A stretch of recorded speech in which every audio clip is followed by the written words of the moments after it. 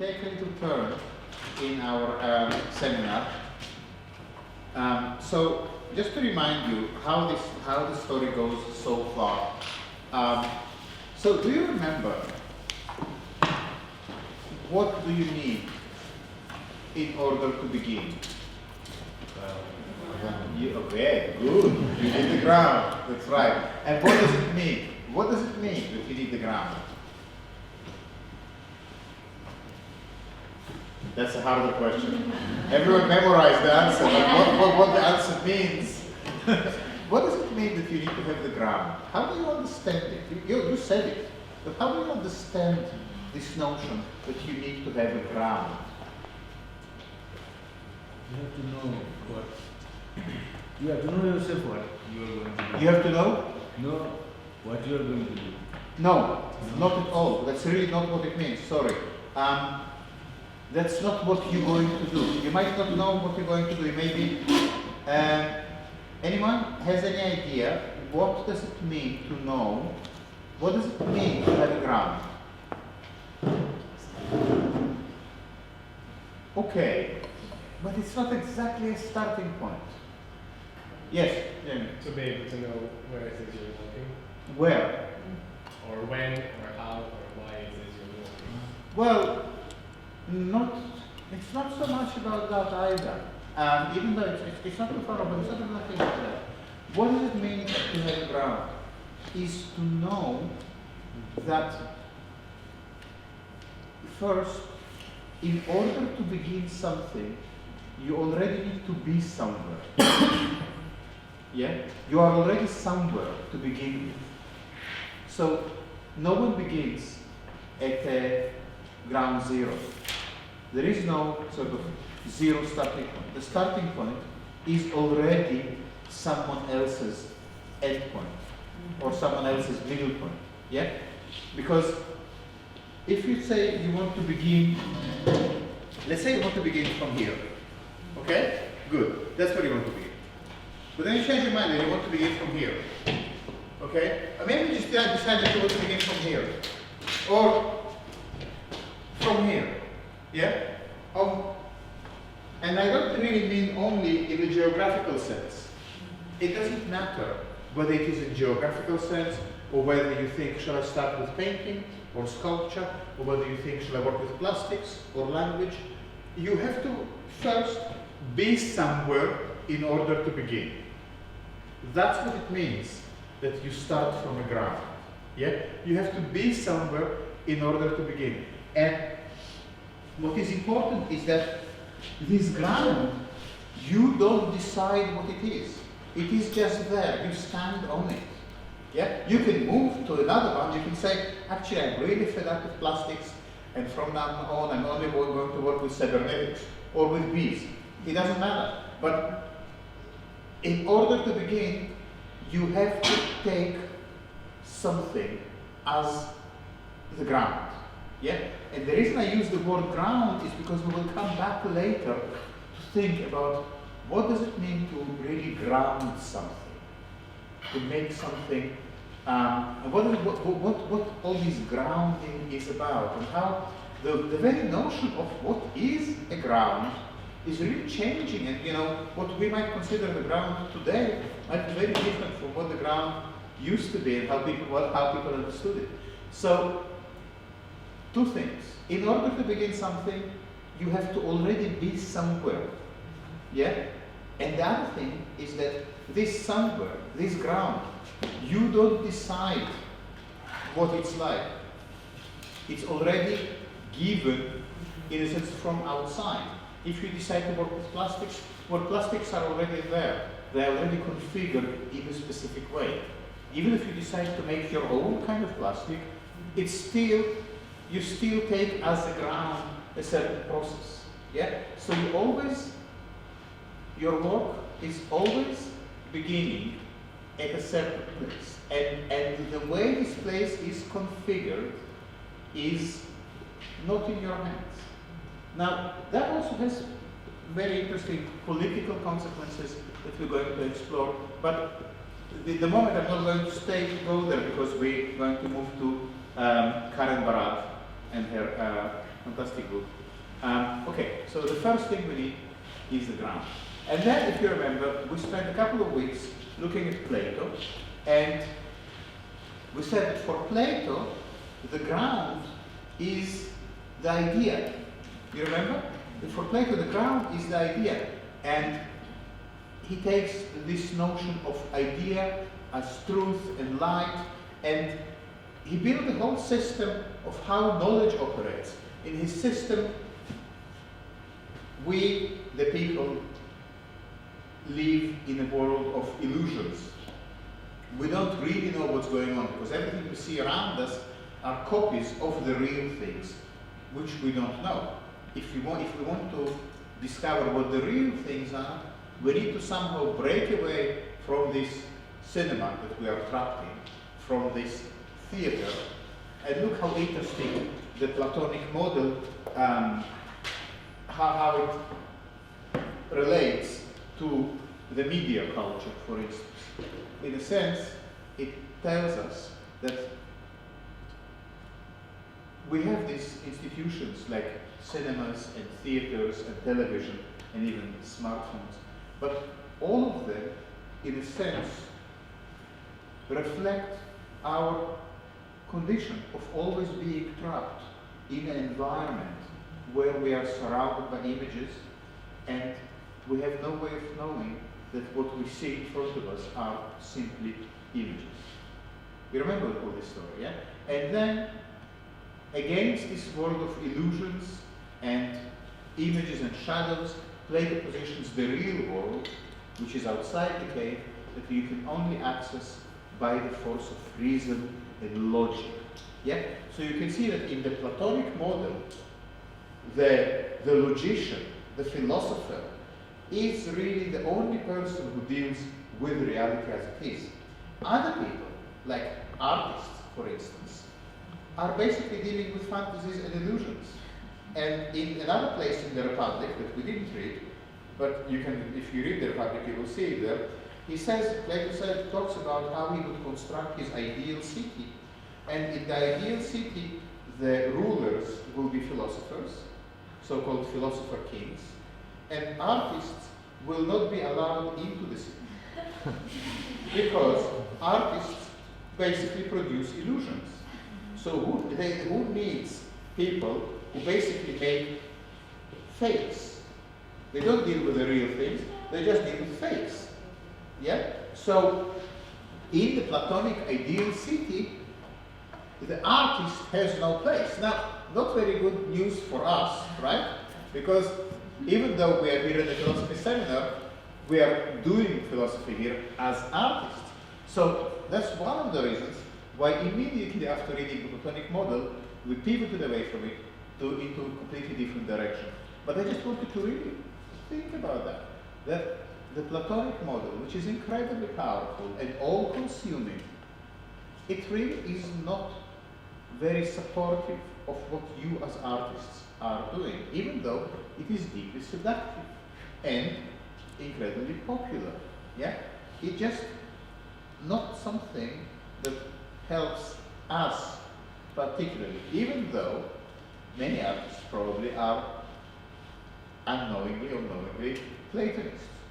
But that notwithstanding, we immediately moved to a critique of Plato by Lucie Irigaray. And Lucie Irigaray is a contemporary philosopher. She is working right now, and the book we read was written in the 70s, The Speculum of the Other Woman. And she said that this model has a lot to answer for in terms of how society is constructed, in terms of the hierarchies that are prevalent in Western society, in terms of the way power operates, and in terms of the way there is a clear sense of a hierarchy. And where this hierarchy is coming from is because in Plato there is a binary, images and the real. And the moment this binary is set up, that's what we were talking about last week, whenever there is a binary, one side of the binary will always have the upper hand, will always be more dominant over the other. So male is the authentic and the woman is the copy. Did you see, by the way, that on the same day there was an article in The Guardian about women and the medical industry. And it said exactly the same thing that Rigaret is saying. Exactly the same thing, that women are basically seen as reproductive instruments, reproductive machines. And how medicine, by and large, failing women because it never finds a way to address the female body as equally valid as the male body. So, and that, we had this discussion about the speculum, the instrument, and what it tells us about society that thought it necessary to invent such an instrument. Yeah? Okay, so for Irigaray, the whole notion of the binary is deeply problematic. Yeah? So, with Karen Barad, we in a sense approach the same problem, but from a slightly different angle. I think it's quite interesting to see how Irigaray and Barad interlock in some level, even though they begin from different premises. So Irigaray is a philosopher who takes on board, who takes Plato and offers a rereading of Plato. Remember the last section in Barad? Oh, that was perfect timing. So in that case, come here, and first I want to thank you for setting this up. And sorry it was all kind of last minute, but let's hear from you. So my name is Nico, and I'm interested in commodities and consumption. Okay, good. And will you tell us, while working, what are you interested in, and what's your name? Yeah, my name is Fong. I'm interested in everyday experience and pleasure. Thank you. Thank you very much. Thank you very much. And we all really enjoyed your robots. We saw some good work the last couple of days. The Monday install was really inspiring, and the installs yesterday were very interesting. So far the week is going very well. Okay, so we can begin now. We take a little turn in our seminar. So just to remind you how the story goes so far. So do you remember, what do you need in order to begin? Okay, good. You need the ground. That's right. And what does it mean? What does it mean that you need the ground? That's a harder question. Everyone memorized the answer, but what the answer means. What does it mean that you need to have the ground? How do you understand it? You said it, but how do you understand this notion that you need to have a ground? You have to know what. You have to know yourself what you are going to do. You have to know? Know what you are going to do. No, not at all. That's really not what it means. Sorry. That's not what you're going to do. You might not know what you're going to do. Maybe anyone has any idea what does it mean to know? What does it mean to have a ground?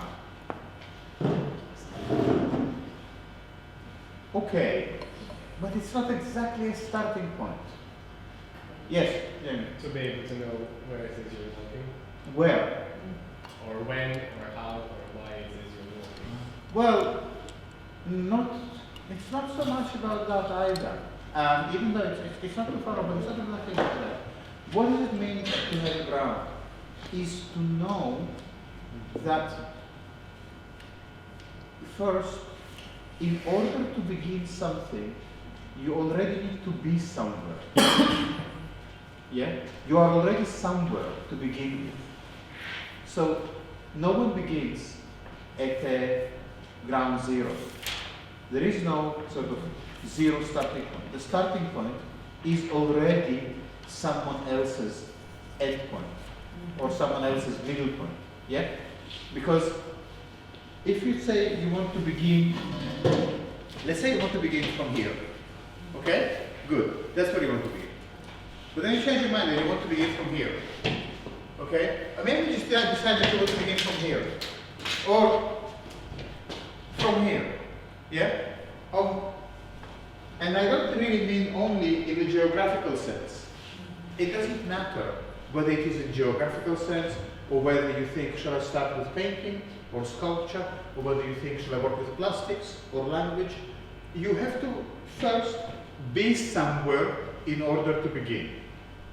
That's what it means that you start from the ground. Yeah? You have to be somewhere in order to begin. And what is important is that this ground, you don't decide what it is. It is just there. You stand on it. Yeah? You can move to another one. You can say, actually, I'm really fed up with plastics, and from now on, I'm only going to work with cybernetics or with bees. It doesn't matter. But in order to begin, you have to take something as the ground. Yeah? And the reason I use the word ground is because we will come back later to think about what does it mean to really ground something, to make something, and what all this grounding is about, and how the very notion of what is a ground is really changing. And you know, what we might consider the ground today might be very different from what the ground used to be and how people understood it. So, two things. In order to begin something, you have to already be somewhere. Yeah? And the other thing is that this somewhere, this ground, you don't decide what it's like. It's already given, in a sense, from outside. If you decide to work with plastics, well, plastics are already there. They are already configured in a specific way. Even if you decide to make your own kind of plastic, it's still, you still take as a ground a certain process. Yeah? So you always, your work is always beginning at a certain place. And the way this place is configured is not in your hands. Now, that also has very interesting political consequences that we're going to explore, but the moment I'm not going to go there because we're going to move to Karen Barad and her fantastic book. Okay, so the first thing we need is the ground. And then, if you remember, we spent a couple of weeks looking at Plato, and we said that for Plato, the ground is the idea. You remember? For Plato, the ground is the idea. And he takes this notion of idea as truth and light, and he built a whole system of how knowledge operates. In his system, we, the people, live in a world of illusions. We don't really know what's going on because everything we see around us are copies of the real things, which we don't know. If we want to discover what the real things are, we need to somehow break away from this cinema that we are trapped in, from this theater, and look how interesting the Platonic model, how it relates to the media culture, for instance. In a sense, it tells us that we have these institutions like cinemas and theaters and television and even smartphones, but all of them, in a sense, reflect our condition of always being trapped in an environment where we are surrounded by images and we have no way of knowing that what we see in front of us are simply images. You remember all this story, yeah? And then, against this world of illusions and images and shadows, Plato positions the real world, which is outside the cave, that you can only access by the force of reason and logic. Yeah? So you can see that in the Platonic model, the logician, the philosopher, is really the only person who deals with reality as it is. Other people, like artists, for instance, are basically dealing with fantasies and illusions. And in another place in the Republic that we didn't read, but you can, if you read the Republic, you will see it there, He says, Plato said, talks about how he would construct his ideal city. And in the ideal city, the rulers will be philosophers, so-called philosopher kings, and artists will not be allowed into the city. Because artists basically produce illusions. So who needs people who basically make fakes? They don't deal with the real things, they just deal with fakes.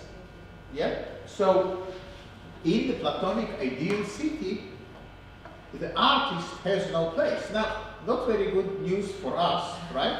Because even though we are here in the philosophy seminar, we are doing philosophy here as artists.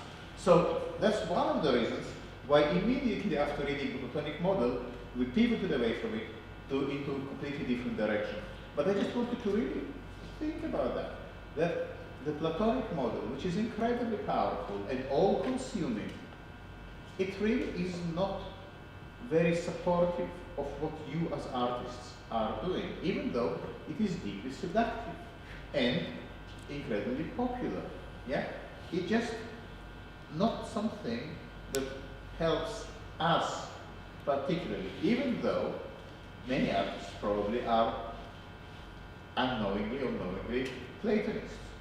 But that notwithstanding, we immediately moved to a critique of Plato by Lucie Irigaray. And Lucie Irigaray is a contemporary philosopher. She is working right now, and the book we read was written in the 70s, The Speculum of the Other Woman. And she said that this model has a lot to answer for in terms of how society is constructed, in terms of the hierarchies that are prevalent in Western society, in terms of the way power operates, and in terms of the way there is a sense, there is a clear sense of a hierarchy.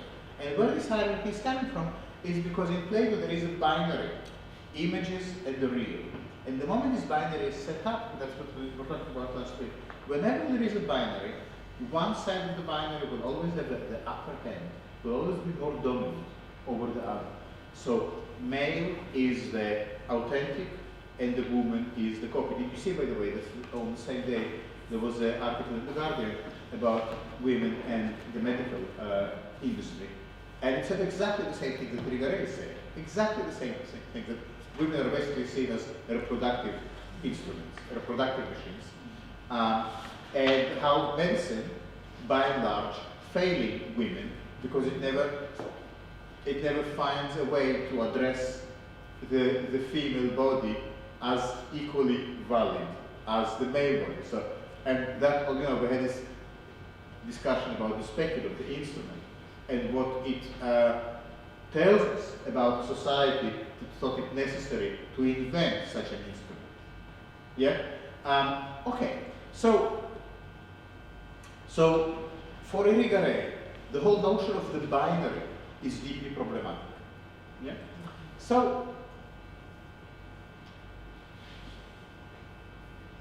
with Karen Barad, we in a sense approach the same problem, but from a slightly different angle. I think it's quite interesting to see how Irigaray and Barad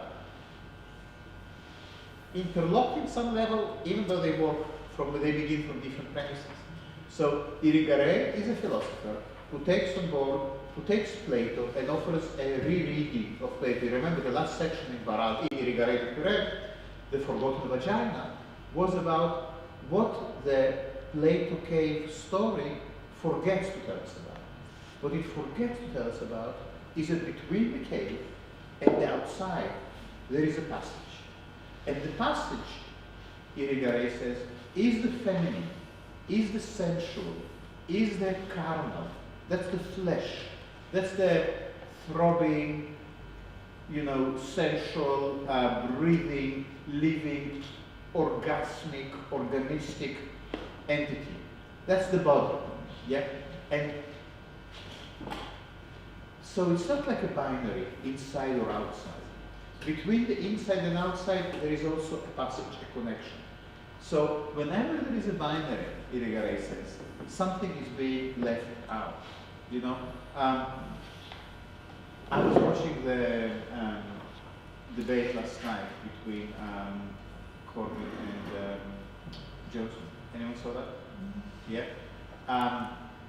So that's a binary, as sort of binary as it can be, and you kind of think it's so depressing that why we have to choose the one or the other?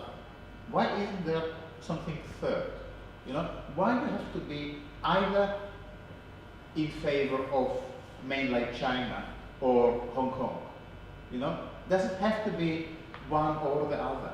Always. And what politics would look like if it was not set up in this binary that the winner takes all kind of situation. Yeah? Okay, so that was just an introduction to prepare the ground, yeah, to look at Karen Barad. Now, Karen Barad, she is a quantum physicist who actually made significant discoveries in quantum physics, working as a theoretical and experimental physicist. She's also a philosopher, and she is also currently working on YouTube. There is an absolutely brilliant video that she gives, a lecture, This Traveling Time, Undoing the Future, which I really think it would be good if you could watch for next week. But maybe I just want to give you a little sense of how this person speaks, because we're going to read her in a minute. And I'm just going to give you a little snippet from somewhere.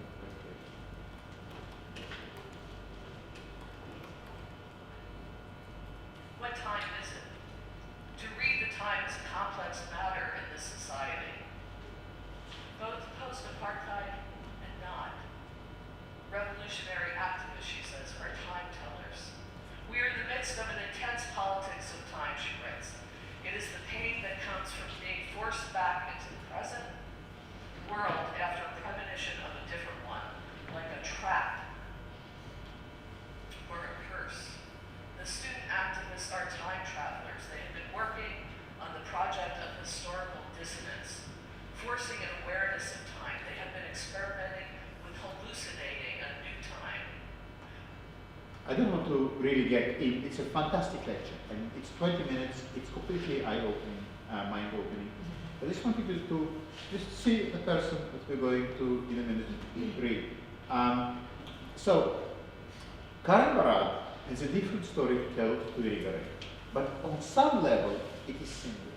She says, as a physicist, I know that traditional physics, a little bit like the Platonic model, basically traditional physics, traditional science of nature, also operated on a Platonic model. Just like in Plato, there are two worlds, and there is nothing in between them, two completely separate worlds.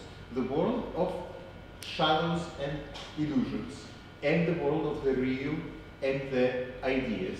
So in physics, for instance, in Newtonian physics,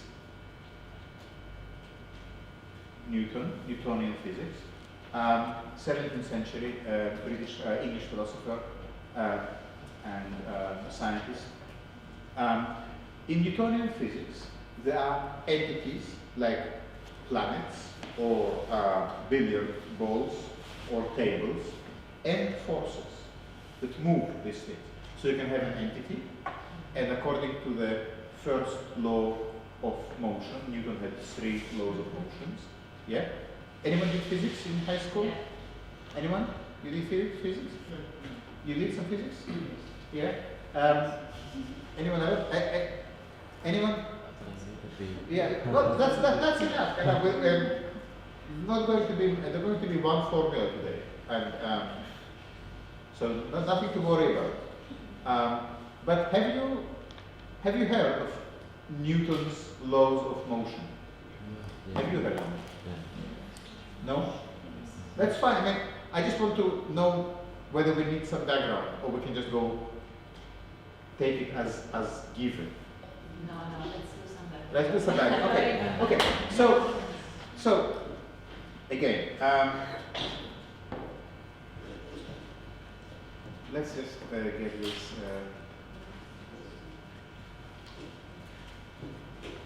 All right. So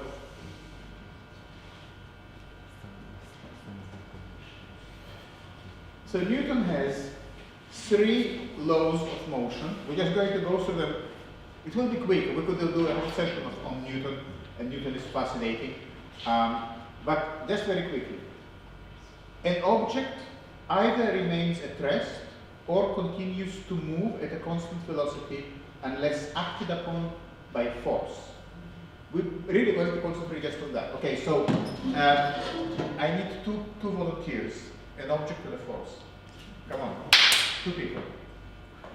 Can we have 2 people? Yes, thank you. 1 more. Okay, thank you very much. Just 2 is enough. Okay. Okay. So you're a force, you're an object. Now, as an object, you have a choice of either being in continuous movement, at constant speed, or be at rest. Yeah? So let's try the first one. Let's first try that you're at rest. So rest. Rest. Okay, good. Now you're a force, and you can move and push the object. Okay? Force, do your thing. Okay, okay, very good. Right, yeah? So you see, there are forces and there are objects. Yeah? Until the force does its thing, the object remains stationary. Now let's try the second version of this. So the object, again you, is at constant motion. Yeah? So you can be at constant motion. You can, yeah? Yeah? Okay. Now force. Okay, yeah. But you see, so essentially, in a sense, it doesn't matter if the object is stationary or in motion. In a sense, being stationary is just a case of extremely slow motion, when motion is 0. Yeah? Whether you are stationary or in motion, yeah, you basically will be moving. Obviously, the idea is that it is in a space without any friction. So it will be without any ground, let's say in vacuum.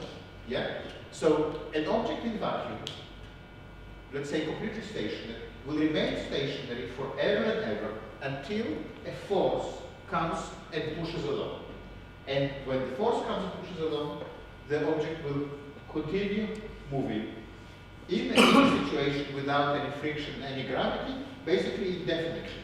Yeah? If there was no friction, this little push would cause this object to move forever, because there's nothing to the energy that was transferred from the force to the object. It's not being wasted on any form of friction. And it's also not being, let's say, it doesn't need to fight against any gravitational force. So without any gravity, without any friction, you will be just moving forever and ever, just because of this little push. Yeah? Okay. And if the object happened to be in motion, then depending on what direction the motion, the force will come from, basically the same thing happens. Yeah? That's clear? Okay. You can see that. So that's the first law of motion, and for our purposes is at the moment maybe the most important one.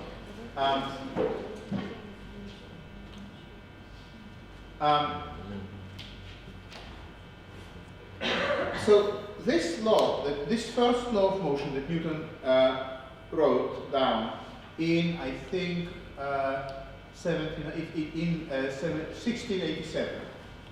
1687. So how long ago was it that he came up with these laws? Yeah? More than 350 years or something, huh? Yeah. Okay, but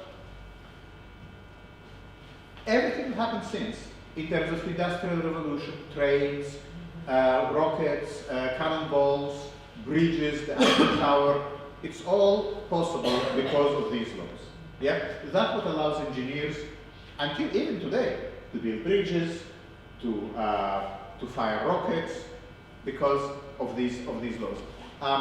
The two others, I don't know if we need them right now, so I will just. I just want to. What is the most important thing? Again, what is the ground of Newton uses? What is Newton's ground in formulating the first law of motion? Think about Plato. What do we have in Plato? The world of shadows. It's a hard question, by the way, I'm asking. It's not the easy one.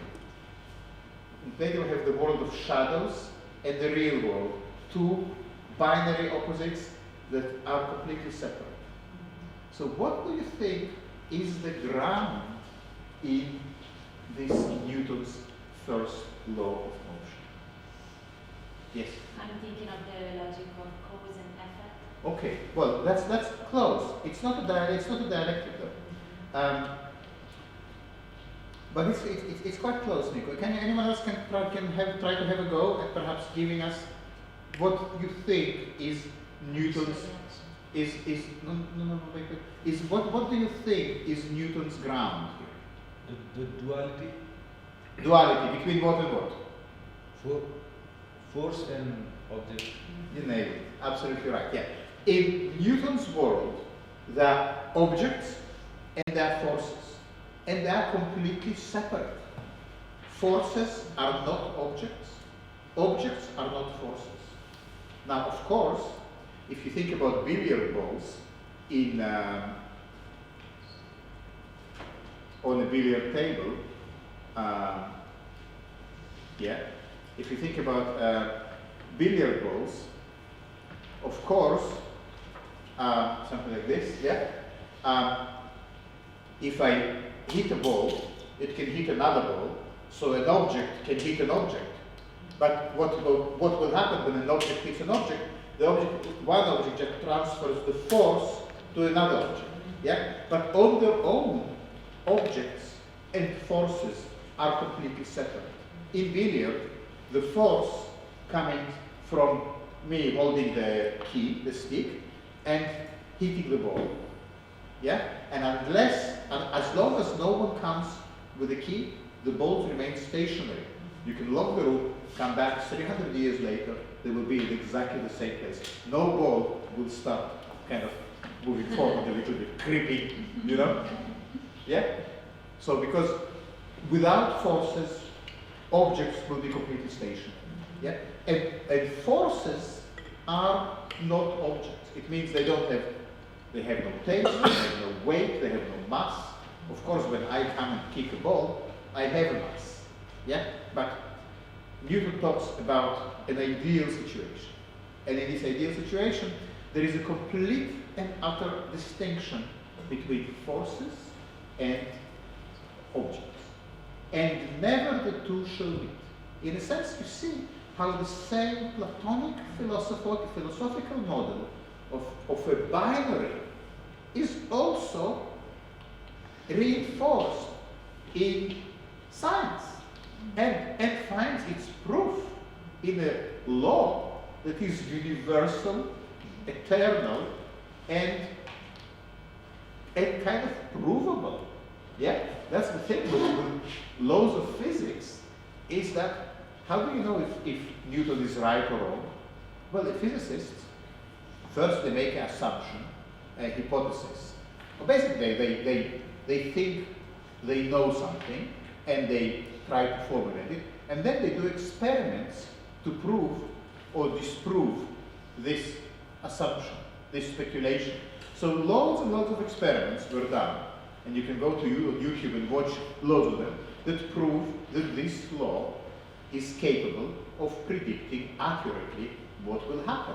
If object X is moved by force Y, you can predict exactly how far it will move and what exactly will happen to it. So Newton is absolutely right. So bad news to anyone who wants to try and perhaps challenge binaries. Now we already saw that binaries have are problematic, politically at least, because a binary always establishes a hierarchy. There is always one side that dominates the other.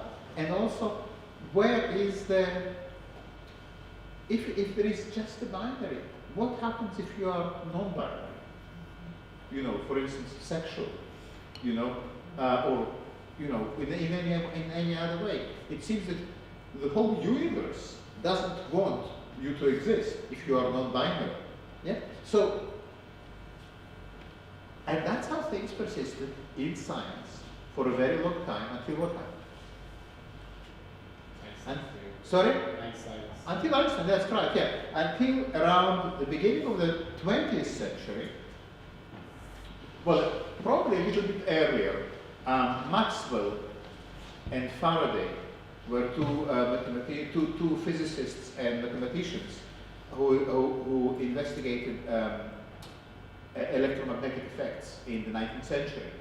And they started to realize that there is something that doesn't really fit within the Newtonian framework, and that something was that light seems to always move at constant speed, no matter where you are. But I don't want to go into that path. If you want at some point to have a session on Einstein's theory of relativity in more detail, and we might get to it anyway. But the point is that Newtonian physics persisted for 300 years unchallenged because it was so universally useful and verified by endless experiments, until Einstein wrote down the little formula E equal mc square. Now I have to tell you that it shouldn't be written like this. The 2 has to be small. I just don't have the superscript here. Yeah, but basically it's E equal mc in brackets in the power of 2. You know what is power of 2? So for instance, what is the power of 2 of 9? 9 by 9. Yeah. Yeah. So 2 in the power of 2. That brings back really bad memories, no? 4 in the power of 2. 16. Good, yeah.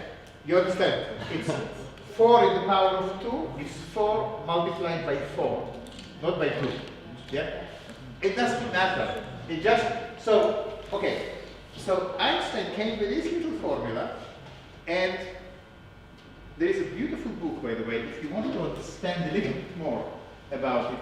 It's by Brian Cox, and it's called Y E equal mc squared. And that's the book. It's really readable. It's very lovely. Brian Cox and Jeff Forshaw. Why does E equal mc squared? So you see how mc squared is written with a little 2. That means that it's the power of 2. Yeah. Okay. So, but what this formula actually says, E equal mc squared. Yeah, they're both physicists in Manchester University. So E is energy. Yeah. M is mass. C is speed of light. And basically it means that energy is mass multiplied by speed of light squared. Yeah? Now, let's forget at the moment about the speed of light here. Let's say the speed of light is just a value that mass needs to be multiplied to get to energy. But see how Einstein to Newton is a little bit what Irigaray to Plato. Irigaray comes to Plato and says, not so fast. The outside and the inside are connected. Yeah? There is a passage. There is a neck. Are you following? Somehow? Yes. Floating, swimming, yeah? Okay, good. Now, Einstein comes to Newton and says, not so fast, my friend, because I speculate, or I think, or I can prove that energy and mass are connected. In Einstein's theory, and we don't have time now to show you why that is so, but actually it's not that the mathematics to prove it are not that complicated. All you need to know is the Pythagorean formula. But one day we can look into it. The point is, in Einstein, energy and mass, or objects and forces, are not opposites anymore. They are connected by the equal sign. Yeah? So you can go from energy to from force to object, and object to force. So what Einstein says, he says until now, through Newton, we thought that forces and objects are completely separate. What Einstein teaches us, what he shows us, is that actually energies are also objects, and objects are also forces. It's not that simple. For an object to become energy, it needs to be multiplied at speed of light squared. But nevertheless, they are not completely separate. Yeah? There is a passage, there is a connection, there is a neck. We don't have to be in the binary Newtonian universe anymore. We are out of the binary universe. Now, does it mean that the bridges that engineers built with Newtonian laws of motion all now will collapse? Does it mean that the Eiffel Tower will crumble down because the Newtonian law doesn't hold anymore? No, no. Engineers still use Newton to build bridges and trains and send rockets into space. It's just that there are other parts of the universe where Newtonian laws don't apply. Yeah? In fact, whenever you start moving fast or close to speed of light, Newtonian laws don't help anymore, and then you need Einstein's theory of relativity and E equal mc squared. So, what we learned through Einstein is essentially two things. Is first, that the world is more complicated than we thought. The world is not governed by one set of rules, but by several. Yeah? It's like, how do they say about Hong Kong? One country, two systems? It's the same thing with the world, you know? One world, many systems. There's the Newtonian system, there is the Einsteinian system, there is the quantum system, there is even the quark system, and there might be some other systems. Yeah? In CERN, in Switzerland, they work precisely on discovering additional systems. Yeah? But the world is still one.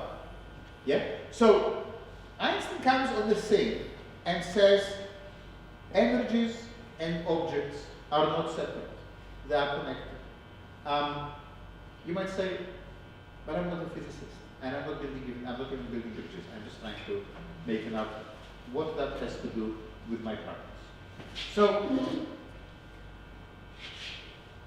it can be understood in different ways, and we can tease out some of the openings that the Einsteinian model allows. But I think now we can actually turn to Irigaray and see how these understood. So what we understand from Einstein, again, is just very, very briefly, is that matter and forces are somehow connected. Yeah? And what Barad is doing in the book, he's trying to figure out how this notion informs politics, informs our understanding of the world, of our place in the world, and of what does it mean to history, art, culture. Because all these things, history, art, culture, identity, as Daniel was talking about, yeah, all these notions are very much based on the Newtonian Platonic idea of binary, the fake and the real. Yeah? What we want to know when we look at a painting, is it the original or is it the fake? Yeah? But what if there is a different way of thinking about it? What if it's not only original and fake, but what if there is a different way of looking? What if the whole question of whether something is fake or original is irrelevant, and instead they are just loads of stuff? How can we get to think about something like that? So let's just have a quick look at that. We said that we start on page 30 something? 36? 39.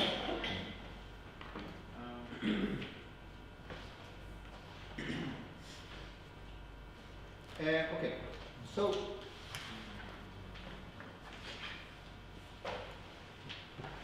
do you, so far in what we spoke about up to now, do you have any questions or any comments or any observations of any kind?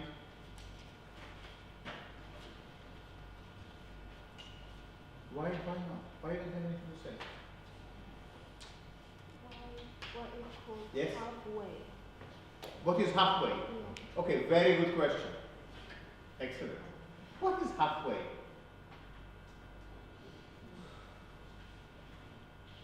Where is halfway? In the middle. In the middle between what and what? Okay, actually, thank you, Remy, because I think, as we always do, before we start with the book, let's start with the title. Okay, very good. Thank you very much. Yes. Meeting the universe halfway. What do you make of that? And think about E equal mc squared.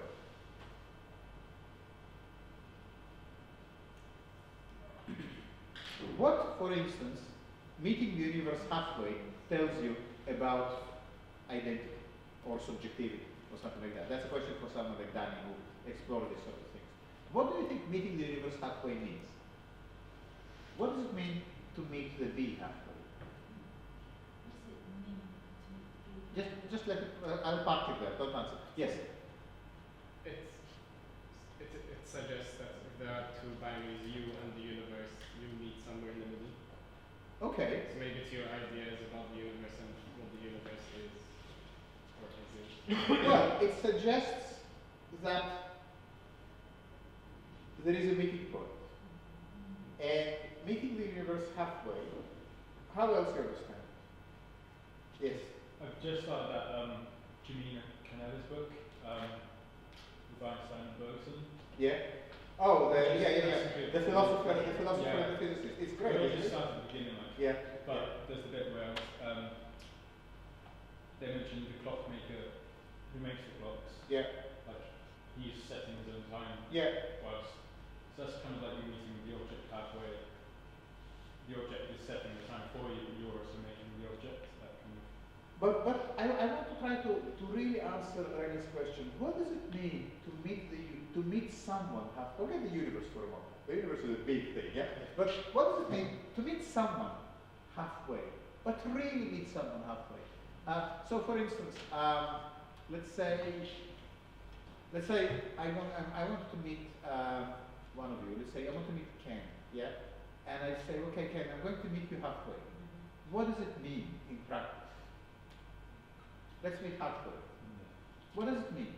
Well, I would think it means an openness to begin with, and also like a suspension of your own self and an acceptance of something else. Okay, but in very, and that's probably true on some level, but in very, very practical, everyday terms, if you're going to meet someone, would you like to come to my house? No, you come to my house. Okay, you know what? Let's meet halfway. Yeah, it means that, Remy, if I want to meet you, but I don't want to go all the way to your house, and you don't want to go all the way to my house, we say, is there any coffee shop halfway where we could meet? Yeah? It means that we look for a point in the middle, and we both go there, and we meet halfway. Yeah? But that's kind of the geographical dimension of it. But the more kind of deeper dimension of it as Lisa Marie was saying, is that for me to meet you, I need on some level to accept you. Yeah? And so for instance, if we try to do a deal, you know, I'm trying to buy a second-hand car for 1 year, you know, and you say, well, the price for the car is £1,000. And I say, well, but I'm only prepared to pay 500. And you say, no, it must be 1,000. Then one of us will say something, well, why won't we meet halfway? Yeah? And then we might agree on 750. Yeah? So that's how halfway can work. Yeah? So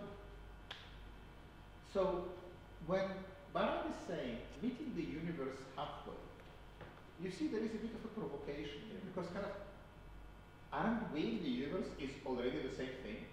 You know? I cannot meet myself halfway, you know, I'm already myself, yeah? But no, she seems to suggest, first, two things she seems to suggest. First, that we and the universe are separate. How can we be separate from the universe? We are part of it, aren't we? But according to Barad, I guess what the way to understand it is that within the framework inherited from Plato and Newton, we and the universe are separate. Yeah? So how we reconnect, how we find a way to meet the universe halfway? Does it help to understand the halfway range? Yeah. Yeah? Okay. So what would happen if, for instance,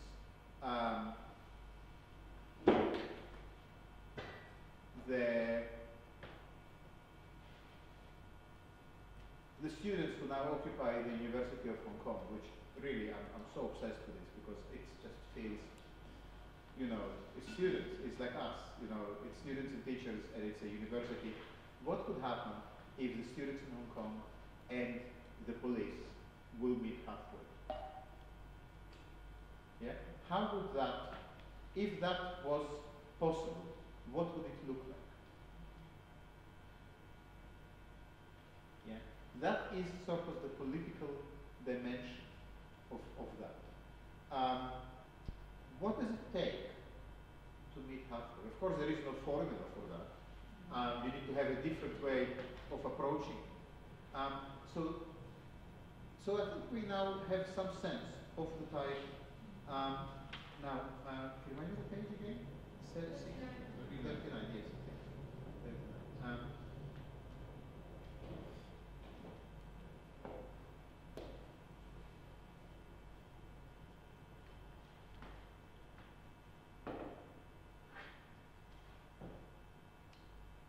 And you started to read the book. Do you have any thoughts about it? Anyone? No? Okay. No, ma'am.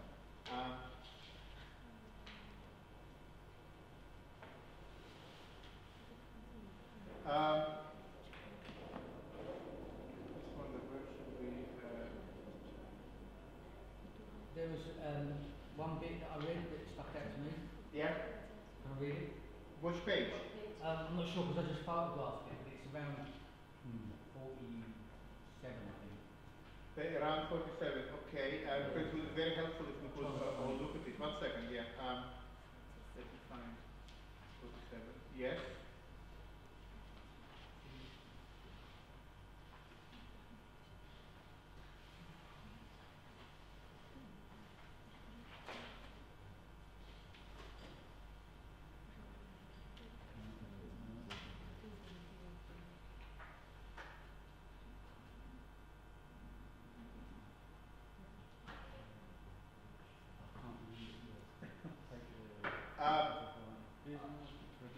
Well, I can't find it because okay, well, so maybe after the break, if you manage to find it in the break, we can come back to that. Yes, we found it. Okay, page. So page is page 47. 1 second. Got it? So it's, it starts Yeah, it says, for example, This, for example, in addition to knowledge. yeah, yeah, In the 47. yeah. No, keep going No. down. No, you're there. For example, Next up. no, you're there. Just a little bit. So it says, for example, does sign. Oh, the second bit, so. No, no, No, no, no. no, In the no, next It's up. halfway You're down. there. It's You're right there. down. Stop. No, stop. Go Down a down. bit. Right, back down. In the middle. Stop. Right. So where it says, for example, For does sign. example, that Right. sounds Okay, sorry, got it. Yeah. So, for example, does scientific knowledge accurately represent an independently existing reality? Does language accurately represent its referent? Does a given political representation, legal counsel, or piece of legislation accurately represent the interests of the people allegedly represented? Good, And that struck me. It's really good, excellent. And that's a very powerful statement here. And what do you think about it, Ken? driving by it. Yeah. Like I said this morning, my head. Where do I start?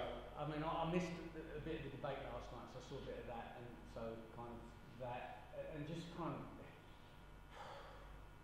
it kind of sums up a bit about how what's going on in the UK, the political situation at the moment, you know. Well, I think it's a great couple of sentences. I think we need to read a little bit before to see how she gets to that point, but these are absolutely spot on. Very, very nicely chosen. I want to go to the very beginning.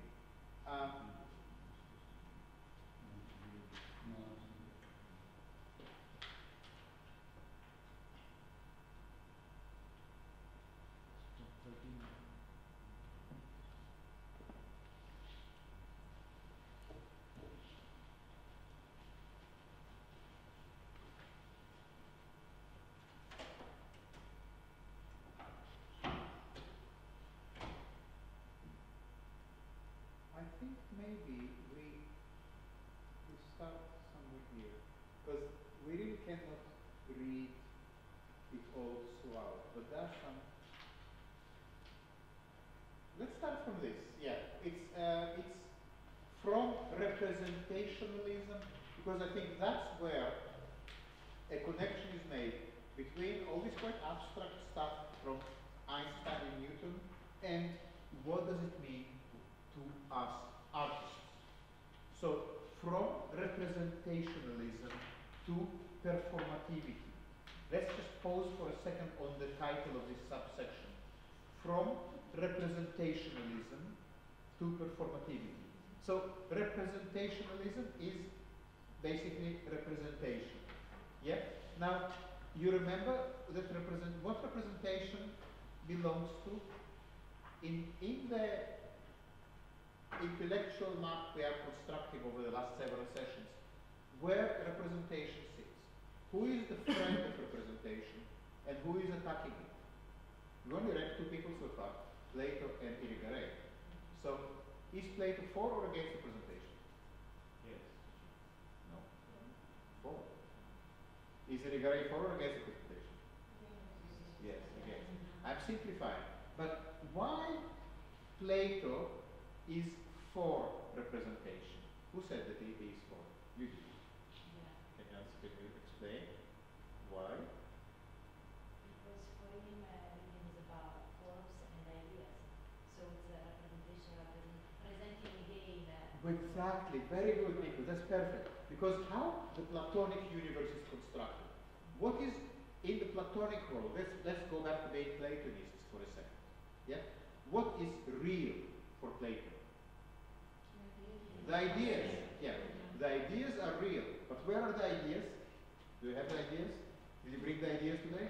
No. The ideas, they're not physical, not material. Nothing around us here are ideas. All we have is representations of ideas. So I look at this and I say this is a cup. How do I know, according to Plato, right? How do I know that this is a cup? Because in my head, I already have an idea of a cup. And then this is a cup, and this is a cup, and this is a cup. And even some of them are quite different and have pictures of them. Because I have an idea of a cup, I can see the similarity between this and the idea. Yeah? Because this is a representation of the idea of a cup. And if one of you would make a picture of this cup, then the picture will be a representation of a representation. So you see why he also doesn't hold artists in very high regard. Because they don't only make copies, they make copies of copies. Yeah? So, do you see now why for Plato representation is fundamental?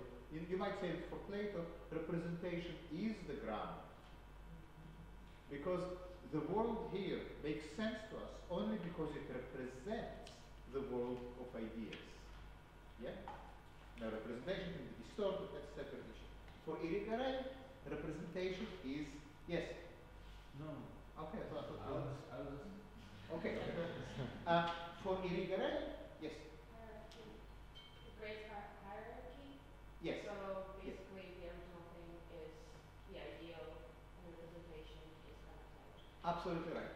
For Irigaray, representation, when it's taken for granted as a mechanism that operates in the world, has this universal force, is a problem. Because, as Anna says, it creates, it establishes this hierarchy. That's exactly the one we just spoke about. When we say that this is a copy of an idea, we already said that ideas are more authentic, and these are less authentic, and that gets mapped out onto the relationship between men and women, between straight and gay, between black and white, between European and Asian, and you can take it wherever you like, and you can see how this model of the original and the copy leaves it dark shadow on whatever we do.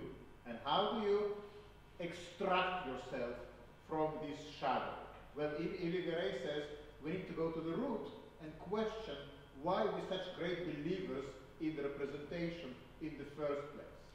She says the representation is just an ideology, guys. It's ideology to keep a certain political order.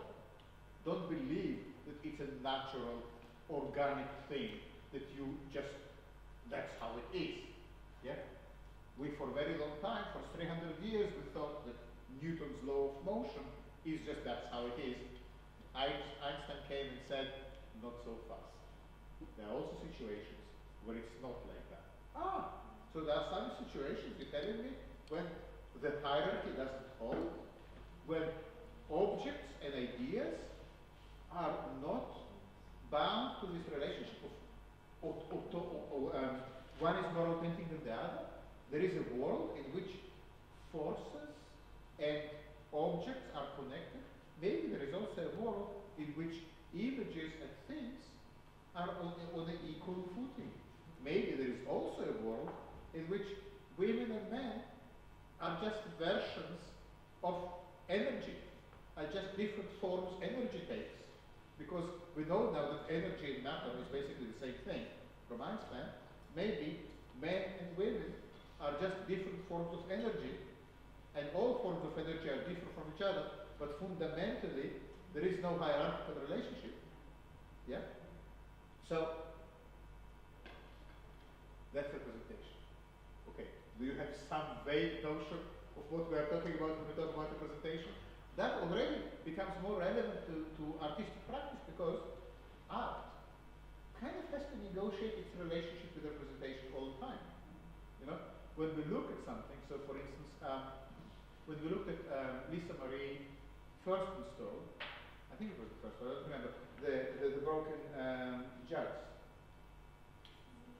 It was one of the installs, yeah? You remember the jugs? Yeah? So, on one sense, we could say, well, there are representations of maybe female breasts, they have this kind of human form. So it's a representation, but also it's a broken representation. The representation goes somewhere and then falls apart, and then it's also something else. Yeah. So what representation becomes when it breaks down? It's a good question to ask for your practice as an artist. Well, perhaps a way to think about it is that it's something to do with performativity. And what is performativity? What now, some of you have been already doing performances. I don't think we looked at many performances here in the class, but we will. What does it mean to perform? What is a performance? And for bonus points, what is the difference between performance and representation?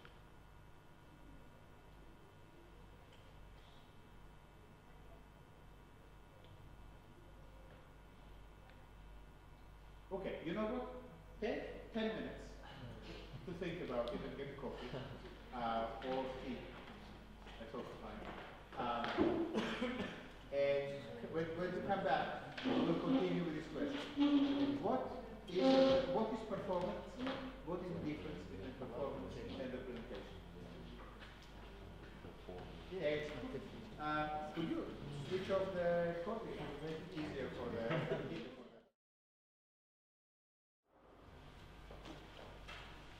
Okay, thank you very much. So, what is performativity? Or just to keep things simple, what is performance? How to understand performance? And as I said, for bonus points, what is the difference between performance and representation?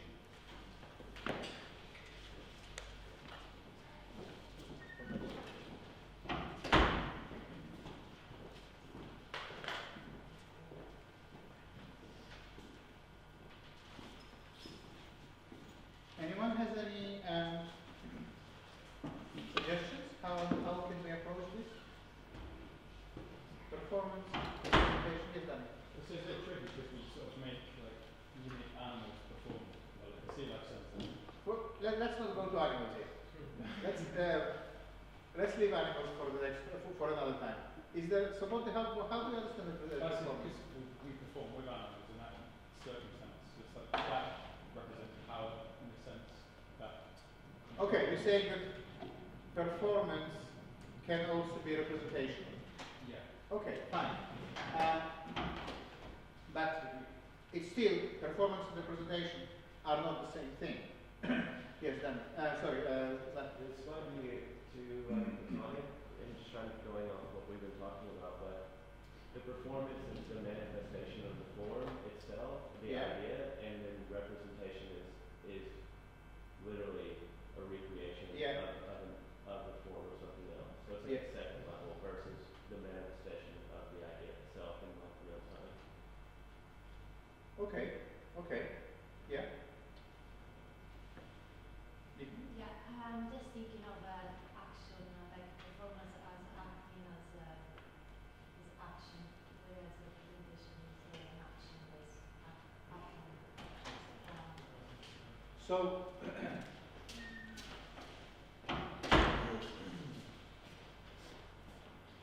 I think you are within the right area, but we need to be a little bit more precise, so we really understand what we are talking about.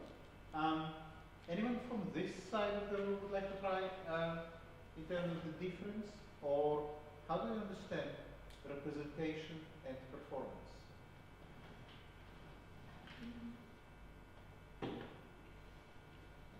Yes, Rennie. I think performance is presentation, the representation. Performance is presentation, and representation is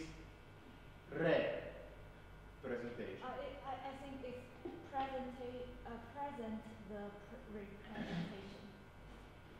Okay, so what is happening now in this room? Is it a performance or a representation, or maybe something else entirely? Performance. It's a performance. Why is it a performance? Because it happens in this space, in time space right now, and it's more, it can't be repeated. Like, it can't be repeated, but it will be different. Yeah. So it's authentic in a way. Yeah. But also there is a camera there on a tripod. So, does it help? That's the reference. Yeah, It's so making it easy. Okay, good. Yeah. So, sorry? Permanence versus impermanence. In a sense, yes. I mean, I think where you are right, Lisa Marie, is that performance and representation have very different relationship to time. Yes. but it's not exactly permanence and impermanence. It's just that representation, in a sense, always deals with past tense. It always deals with something that already happened, and we represent it now. So, for instance, when I showed you a clip of Karen Barad giving a lecture, that was a representation of Karen Barad talking. But Karen Barad talking itself was a performance. Yeah, does it make sense? Yeah? So, yes? I have a question though. So, in this, when we say representation, isn't there an underlying assumption that representation is adequate to the thing that happened? Adequate. Yeah. Yes. The notion of adequacy is always Not, there. representation can be truthful or false. That's a separate issue. Yeah. Representation doesn't necessarily mean that it's true. Yeah. Yeah? It can also be a falsified representation. But I think what you are right, there is definitely a question of whether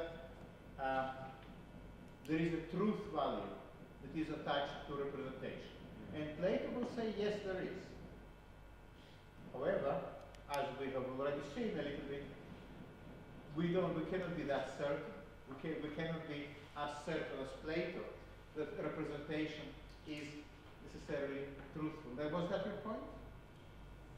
Yeah, in a sense, but representation, I think, representation is not adequate. Why? Because it's a separate piece. Representation is an object in itself. It's not adequate to what? To what really happened? Yeah, what really happened, yeah. Well, exactly. When we say representation, then there is already the meaning of adequacy attached to it. Well, to some extent, yes. But that's why you see the title is From Representation to Performance.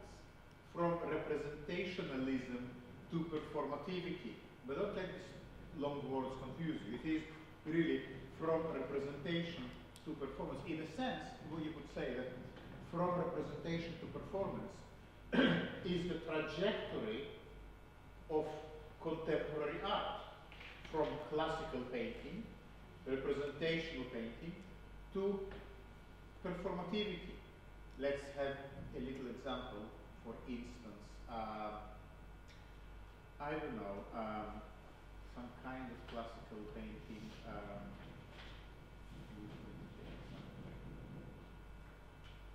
Vermeer. Yeah. So,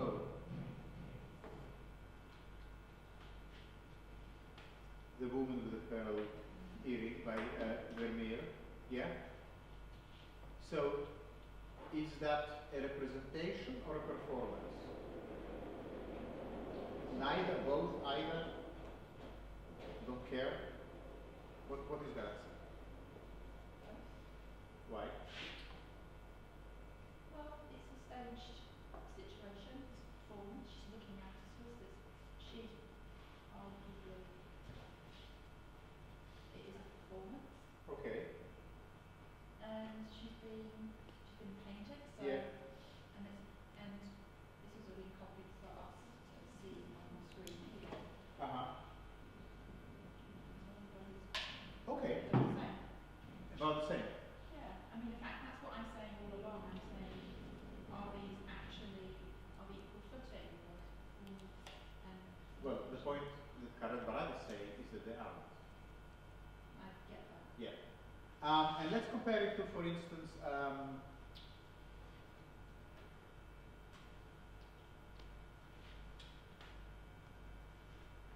the works of Lucio Fontana.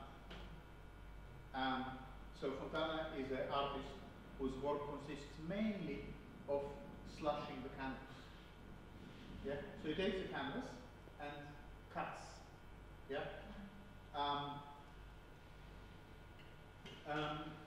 makes me think of Danny's line cuts in this context. But while the line cuts that Danny showed, the cut is there in a sense to represent a figure. Here the cut is just a cut. It doesn't represent anything. It's just a cut. Now, both are works on canvas, the Vermeer and Fontana. I think both have representational and performative dimensions to them. But it's quite easy to see that in, and maybe you will be more convinced by something like that. But in Vermeer, the representational dimension is much stronger. And in Fontana, the performative dimension is stronger. Because in Fontana, you can almost feel him slashing the canvas. Yeah? Both are works on canvas, both are works that you can see in the museum in a very static scenario. Yeah? So I didn't want to compare a painting with a live performance. But I wanted to somehow indicate to you that the direction of contemporary art is to some extent can be understood as a gradual move from representational practices to performative practices. Now, are they binary opposites? Well, we will go back to the beginning, we will trap ourselves again if we will say you can be either a performance or a representation. That's still not good, yeah? It's like being either an image or an object, or being either an idea or a thing, yeah? So I'm not suggesting that, oh, we are back to a binary, like we are trapped, we can never going to escape this either or. No, but still there is a certain trajectory. And I agree that both have representation and performance mixed in, but in very different measures. Yes? Good piece is the Bruce Nauman piece. The fountain. I'm bored, you're bored. You know the video bit? Keeps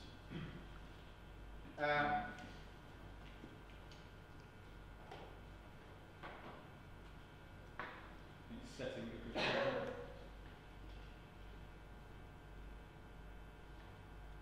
Yeah, that one. In this one? Which one? Yeah, this one. Okay. It will be quite long, so. Yeah, you just need to snip it. Okay, let's start with it. Fear of death. I pay. I was a good boy. You were a good boy. We were good boys. That was good. I don't want to I was die. a good girl. You don't want to die. Girl. We were You good don't want to girls. die. That was good. Mrs. Spear, I was a bad boy. You were a I bad was a good boy. boy. We You were were a bad good boy. boys. We were That good was boys. bad. That was good. I was a bad girl. I was a good girl. Bad girl. You were a good girl. We were You bad were a good girls. girl. That That was was bad. good. Very good, I'm thank you. Right. Danny, thank you. That's a really nice reference, and you will enjoy watching this whole thing. So how do you read this piece in terms of what we just discussed, representation and performance? Is it a representation or a performance? Both, someone said? Whisper? Okay, good. Yeah.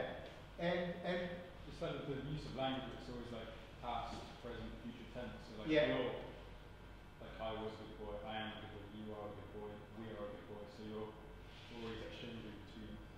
do you know the book of R.D. Laing that's called Knots? You should look at it. It's a book of poems by Laing, who is a psychiatrist, and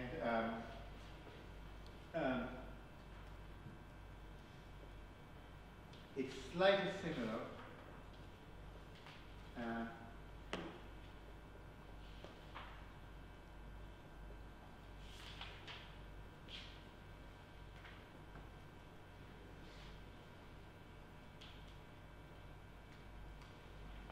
So, for instance, they are playing a game.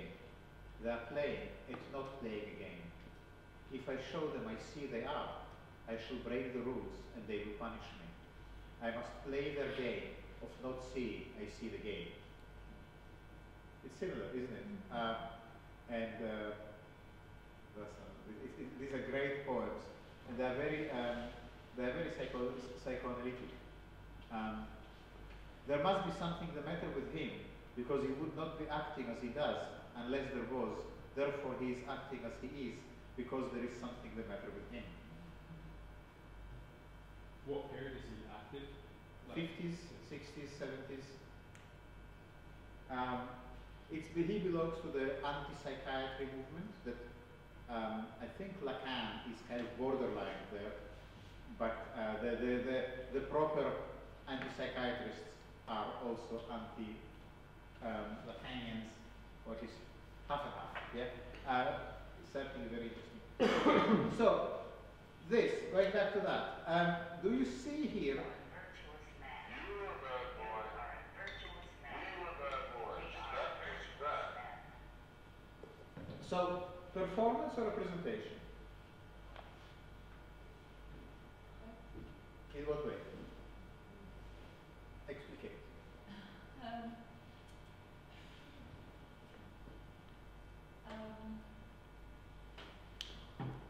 Again, I feel like there's this boundary that we've already referred to. It's performance. Yeah, good. It's a performance. And it's a representation because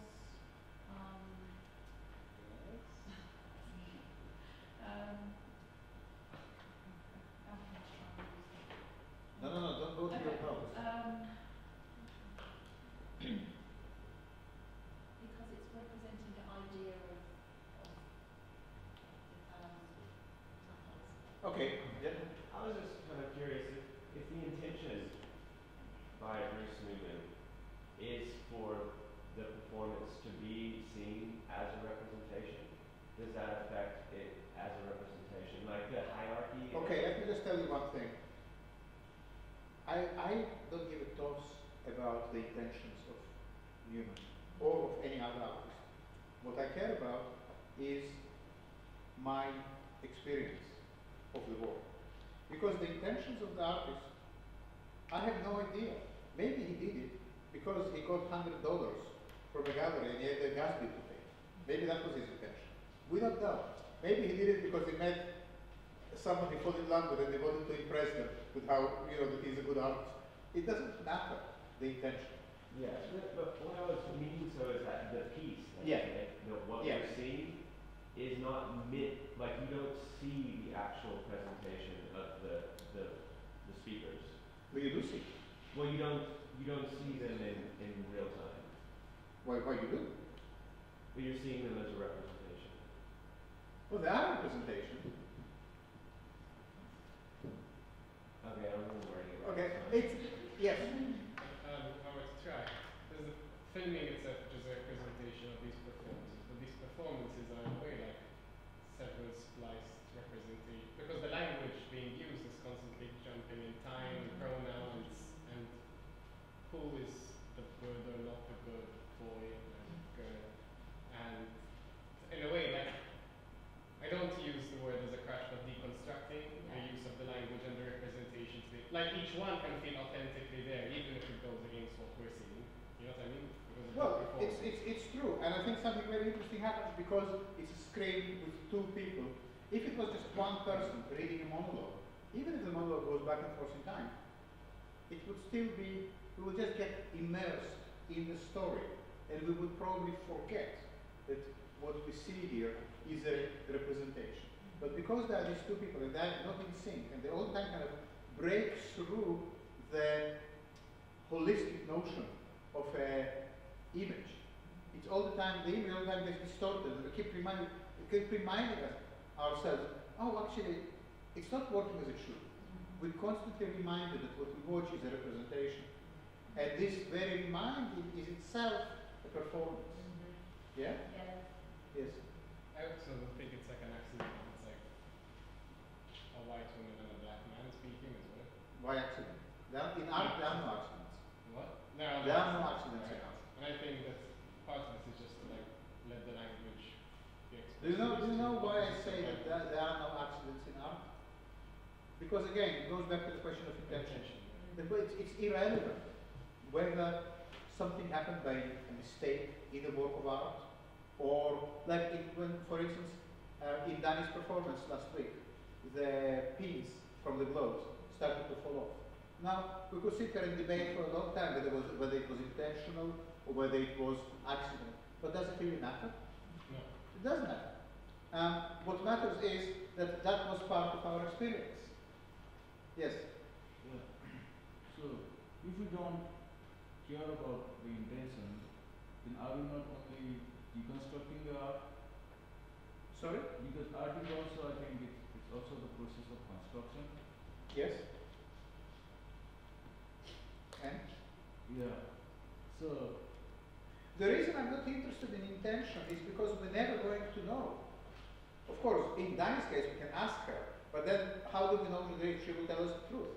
She can also just say, well, my answer is another performance. You know, maybe the performance continues, maybe it never stops. You know, and no one said that what artists say about their work has to be true. Like every human being, they might have their own reasons not to tell us what really happened. So intentions are a pointless line of inquiry. What matters is what happened, how we respond to it. It's true that, for instance, in the court of law, if you hurt someone, it matters whether you hurt them intentionally or accidentally. But we are not in a court of law. We are in the art world. And intentions are irrelevant. Yes? Yeah, the reason I asked was because I'm curious, I think that my use of the word intention is being misinterpreted. I don't mean the intent of the meaning of the artist. I mean that no one is watching them in physical, biological real time. Like the artist isn't making it as a performance, and then there's a reproduction of it. Like yes, there's. But we don't know that. Maybe they are on the stage. Based on the way it's cut together, that it's a post-created environment. It could be, but we cannot even be sure about that. Maybe these are live performances recorded and spliced together. Whenever the slices start to change how it was performed, does it becomes a new piece, and it's no longer that performance anymore. Yeah. What I'm trying to say is that you see that this question whether it is a representation or performance cannot really be answered very simply. But it's a very powerful mechanism to take to your own practice and start inquiring where on the spectrum, let's say that representation and performance are not binaries, but it's a spectrum. Yeah, like a rainbow, with representation on one end, performance on the other, and you can be anywhere on the spectrum, and the needle can continuously move as well. But it's a useful way to think about your practice. Yes? One thing that just came to my mind is that I think we need to sort of understand that performance is not only linked to human beings. Yeah. So it's not the human being that is the only performer in this world. It can be also objects that perform. So therefore. How can you tell us a bit more about how objects perform? Well, objects are they do decay, for example. That's one way they perform, or they change in meaning and time. So they carry all sorts of connotations, and therefore they can also perform. So therefore, I think when we see a screen that shows us people that have been videoed, that doesn't mean that the screen is representing those people performing. You could also say this screen is performing as itself. Okay, yeah, that's good, thank you very much.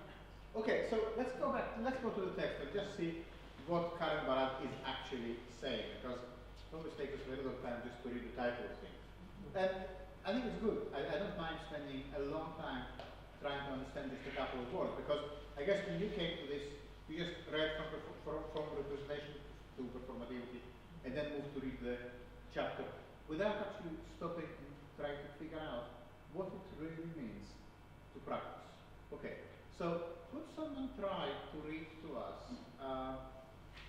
I would like to start from the quotation from Gilles Deleuze, his book on Foucault, and then from Foucault's quotation from the Archaeology of Knowledge, and then what I highlighted here.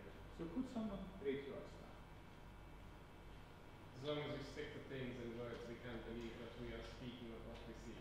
That we see what we are speaking of. And that the two are linked. Okay. Shall I read the next one? If you want. Words and Things is the entirely serious title of the problem. Okay, thank you. And now could someone read to us the next, this paragraph, or half a paragraph? We can just go from Jamie and clockwise or anti-clockwise. Are you okay to read? Yeah. Okay. Liberal social and political theories and theories of scientific knowledge alike owe much to the idea that the world is composed of individuals, presumed to exist before the law or the discovery of the law, awaiting or inviting representation. The idea that beings exist as individuals with inherent attributes anterior to their representation is a metaphysical presupposition that underlies the belief in political, linguistic, and epistemological forms of representationalism. Or, to put the point the other way around, representationalism is the belief in the ontological distinction between representations and that which they purport to represent. In particular, that which is represented is held to be independent of all practices of representing. Great, thank you very much, Laura. That's really well read. Okay.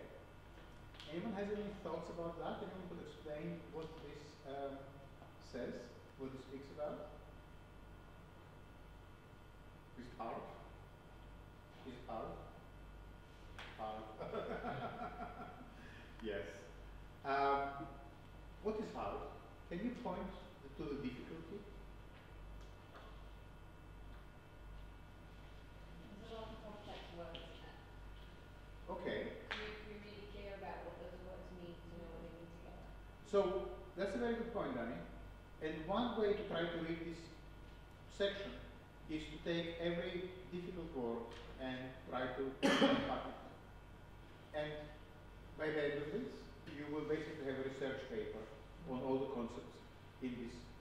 Whether after you explain all the words, whether you have the sense of the meaning of the paragraph, I'm still not certain.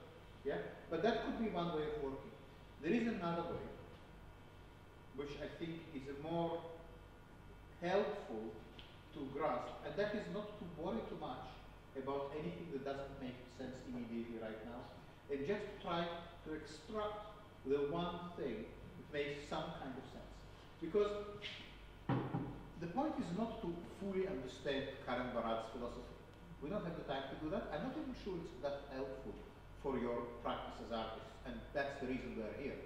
The point is to find something there you can take forward for your work, for your research, for your writing, for your thinking, your dreaming, whatever. So the question is, back to you then, is there anything here that you feel resonates? The first sentence feels pretty clear. Excellent. But, okay, clarity is helpful. Sometimes lack of clarity can also be helpful, because I wouldn't say that in your performative practice you strive to be clear. No? No. And we can still get a lot of your work. So what I'm saying is that clarity is not necessary for experience. Sometimes actually the experience of lack of clarity can be also helpful. Yeah? I want you to look at this text as a performance. Don't think of it as words on paper that necessarily have logical, rational meaning. Think about it like Fontana's slash of the canvas. 1 second. Yeah. Think of it as a performance. Yeah, and just as we saw many performances in this room, and we come to it with our own readings. Yes, so Anna performed the other day, and was it bondage? Was it packaging? Was it a dress? Was it a flag? Do we really? That kind of not the point so much. The point is somewhere else. So it's this somewhere else that I'm thinking we need to find, and the way to that is not the understanding every concept, or put it another way.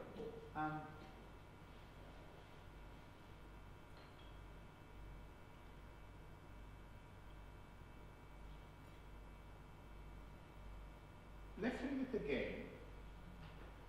Don't try to understand every word. Just see if you can grasp. Maybe it reminds you something we already discussed. Maybe you get an image of an artwork when you read it. Just be attentive to what happens to you when this is read. Yeah? It's not about understanding every word. It's about getting something out of it. So, can I ask someone else? Could you read it again? I'll read it. You wanted to say something? Yeah. You want to say it first? No, let's read it. Okay. So, let's listen to this section read again. Liberal social and political theories and theories of scientific knowledge rely on much the idea that the world is composed of individuals, presumed to exist before the law, or the discovery of the law, and waiting for invited representation. Let's stop here for 1 second. Thank you very much. So, if you had to highlight the key part of what Nico just read, which was just this, what is the key part? Composed of individuals. The world is composed of individuals. That's right. That is the key. If everything else doesn't make sense, no matter, because the world is composed of individuals. Now, in your understanding, do you think Barad agrees with the statement that the world is composed of individuals, or disagrees with it? Great, great. Yeah, that's already a really powerful takeaway, as they say in the States. Yeah, that everyone thinks that the world is composed of individuals. Karan Barad says, "Listen to me, my dear individuals. You are wrong." Yeah. So, okay. So the question then becomes: if the world is not composed of individuals, what is it made of? But now we can go and read the sentence again, and because we understood the nub of it, the very kernel, the rest becomes a little bit easier to accept, to somehow digest. Sarah, can you read it again? Just what we highlighted again. The green bit. No, the yellow. Okay. All of it. Liberal, social and political theories and theories of scientific knowledge alike owe much to the idea that the world is composed of individuals, presumed to exist before the law, or the discovery of the law, awaiting or inviting representation. Okay.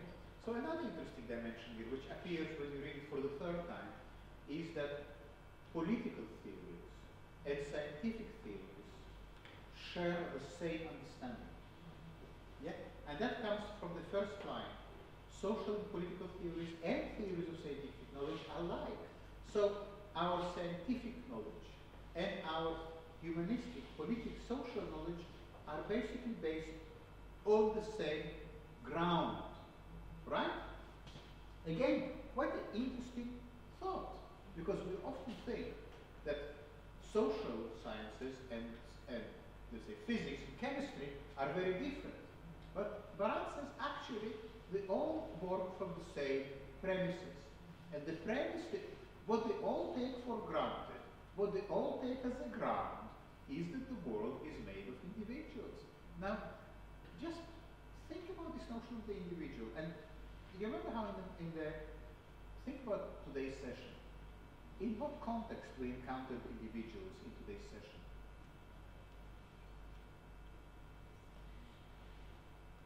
We called them with a slightly different word. We used a different word to describe it when we spoke earlier about physics. Yeah. So what in Newtonian physics, the world is made of objects. Yeah, yeah. So for Newton, the world is made of objects. For the social scientist, the world is made of individuals. But Barad says it's the same way of thinking that divides the world into discrete units and then analyzes it. Does it make sense? Yeah. Yeah? Now, the question is, do we really need to divide the world first into autonomous, independent units in order then to represent them? Or is there another way? That's basically the paradox. And you see how powerful actually this thought is. It's like a hand grenade that Barad is throwing into science and social studies and art, and once the grenade goes off, all the foundations are broken. And she achieves it in three simple sentences. And that's why I'm saying it's a performance. Yeah? And when you read a text, and I'm only giving you good text to read. I don't give you anything that you will be wasting your time, you know? When you read a good text, you basically witness a performance. And when you come to write your own papers, think about them as a performance that you perform with language. Yeah? Because that's what allows you to develop a relationship with the book. So, both political theories and theories of scientific knowledge are based on the idea that the world is composed of various individuals presumed to exist before the law, and here the law is both the legal law, the political law, and the laws of physics. Yeah, there are laws in both, yeah? Awaiting or inviting representation. In the same way that in Newton, the object is sitting there awaiting a force to push it, in social sciences, the individual is awaiting to be represented. In politics, I'm sitting there awaiting for my member of parliament to represent me. Yeah? In sociology, I'm awaiting to be represented as a sociological unit. Yeah? In psychology, I'm awaiting to be represented as an individual with particular needs and desires that need to be satisfied or analyzed. Yeah? But in every case, or in photography, I'm an individual that's sitting there awaiting to be captured on CCTV or documented in a passport or, you know, in a portrait. But whether it is a passport photo or Newtonian forces or the sociologist or the psychologist, in every case there is an individual sitting there waiting to be represented. Yeah? Now, as a little detour, it's helpful to think about what kind of individual we are talking about. So I often think of an individual in terms of the Marlboro cowboy. Do you remember? You probably don't remember these advertisements, but they were absolute classics in magazines. Of course, these days cigarettes are not advertised, but in the 70s or 80s, you couldn't look anywhere in a city without, or you couldn't open a magazine without seeing the Marlboro cowboy sort of smoking a cigarette. And so, and these images are very powerful and mocked and reproduced many times. If you know the work of Richard Prince, kind of the artist, his early work was all based on these Marlboro cowboys. One day we will look at it, or you can look at it. But why these images are so powerful? And look how many of these Marlboro cowboys there are. Why this cigarette company choose the cowboy to promote its image? Well, one of the reasons is because this figure of the cowboy embodies a certain idea. What idea? The cowboy is always completely alone. There's no one there. He's completely self-sufficient, totally autonomous, totally independent individual. He has the horse. So if he needs to move, he jumps on the horse and he rides away. He has his gun. So if someone, you know, if he doesn't like something, he can shoot his way out of the situation. He has his lasso, so he can sort of harness some cows, whatever. No. He has his hat. He's completely autonomous, self-sufficient, self-reliant. He doesn't need the NHS. He doesn't need public roads because his horse can go anywhere. He doesn't need banks. He doesn't need anything. He doesn't need, you know, bread and manger because he is completely self-sufficient. He needs to eat, he will catch a rabbit, you know. And this notion of complete autonomy and self-sufficiency, this myth of independence, is what makes this image so powerful. Of course, once we start looking at it a little bit, then this whole notion of this autonomous individual falls apart because someone had to make his hat, unless he also spends his evenings making his outfits. Someone had to be tailoring his jeans or his, I don't know what they're called, chaps. Yeah, exactly. His chaps. Someone had to make his gun, yeah? Someone had to make the gunpowder. Someone had to teach him how to ride a horse, yeah? And someone had to tame this horse and braid his lasso. So for him to be this autonomous individual, a whole society had to work in order to create this impression of autonomy. What is the lesson here? Is that we are not autonomous. As much as we would like to think sometimes that we are completely individual and independent, and clearly this advertising campaign feeds into this notion of how each one of us can be completely independent and totally autonomous as long as we smoke the Marlboro cigarette, yeah, which is it. Why?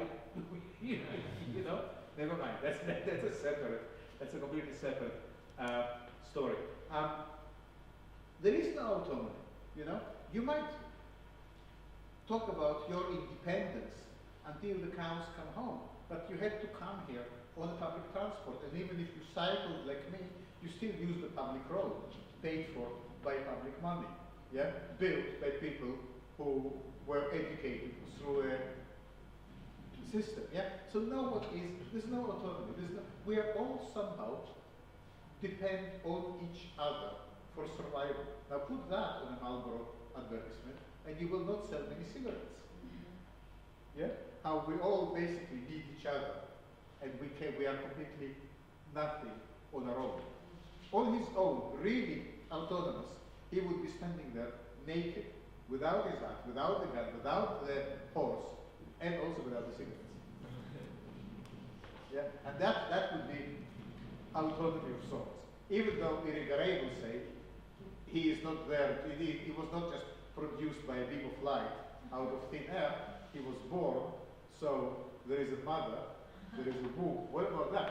Where is the womb in this picture, you know? Where is the mother, you know, who probably taught him, you know, gave him a name, gave him a history, a life story, and maybe some fairy tales. So, you see, and now back to Irigaray. Back to Barad. And this notion here, the next sentence, the idea that beings exist as, and we're going to read it and look at our Marlboro friend at the same time.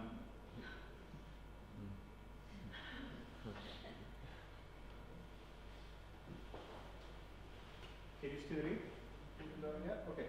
So, the idea that beings exist as individuals with inherent attributes, strength, independence, mustache, you know, all this kind of things, anterior to their representation. Yeah? So they are sitting there and waiting for the photograph to be taken. Anterior means before. Yeah? Is a metaphysical presupposition that underlies the belief in political, linguistic, and epistemological forms of representationalism. In other words, the idea that beings exist as individuals is what? Sorry, yes?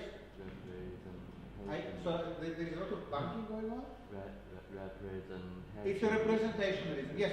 But even to put it in more everyday language, the idea that beings exist as individuals is what? Is false. But even more than false, it's an ideology.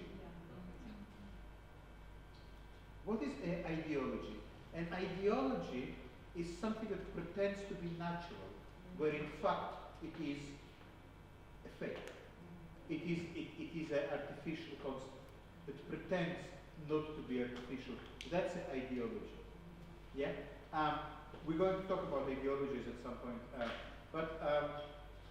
And the moment I put in ideology, Karl Marx comes as a book from the Bible.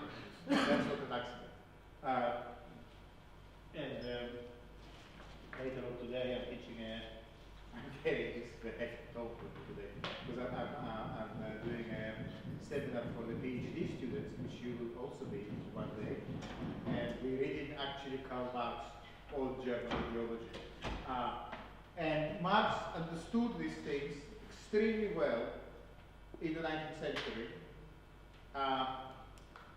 And we're still in a sense coming to terms with this because 150 years or 200 years after Marx, there is still value for Barad to say these things because of that, because of the cowboy, because the myth of the autonomous individual is so powerful. Now, that also somehow connects. I don't want to press any, I don't want to rub salt many wounds, just a tiny bit, but it also connects to the install here, the collective work you do here as a group. What is the point of that? I think now you can see what is the philosophy, if you like, behind it, or what we want you to experience by doing. The very notion that, as Barad says, that your work also doesn't exist as an individual, autonomously, separate from other works, from environment, from language, from light, from climate, from the weather, from all the other things. Your work, even if you conceived it in the solitude of your bedroom or in the white cube of your studio, it's part of a network. And when you have to work here, install, and work with other 4 or 5 people, it's precisely because we want you to experience, not to understand intellectually. That's what we do here. But in the install, we do the same thing, but experientially to see what it's like to really not to be an individual, but to be part of a network. And my God, isn't that annoying? Isn't that irritating? And aren't you really frustrated by this requirement? Yeah, exactly. Because it's hard. If it wasn't hard, Barad wouldn't need to write a book. Yeah, all of us would just look at the Marlboro cowboy and laugh our heads because it's just so ridiculous. But no, the marketing campaign of Marlboro was extremely successful, and it was the most successful cigarette brand in the world. I don't know if it still is, but it was for a very long time. Precisely because this myth of the individual, everyone wants a little part of it, including us. Yeah? So, does it make sense? Does it start to make sense? And can we see how what we do in the seminar and what we do in the install is basically the same thing? Just in the install, we experience concepts, and in the seminar, we discuss them, but it's actually the same concept. And at the core is actually, the seminar is not about that. And it's also not about the cowboy. It's about your work. That's what we discuss here. Yeah? But we do it indirectly. We discuss your work by looking to Barad and asking her what she says about it. Yeah? Does it make sense? Some level? Okay, good. Right. So, the idea that beings exist as individuals, now we can go back to this. The idea that beings exist as individuals with inherent attributes anterior to their representation is a metaphysical presupposition that underlies the belief in political, linguistic, and epistemological forms of representationalism. Or, to put the point the other way around,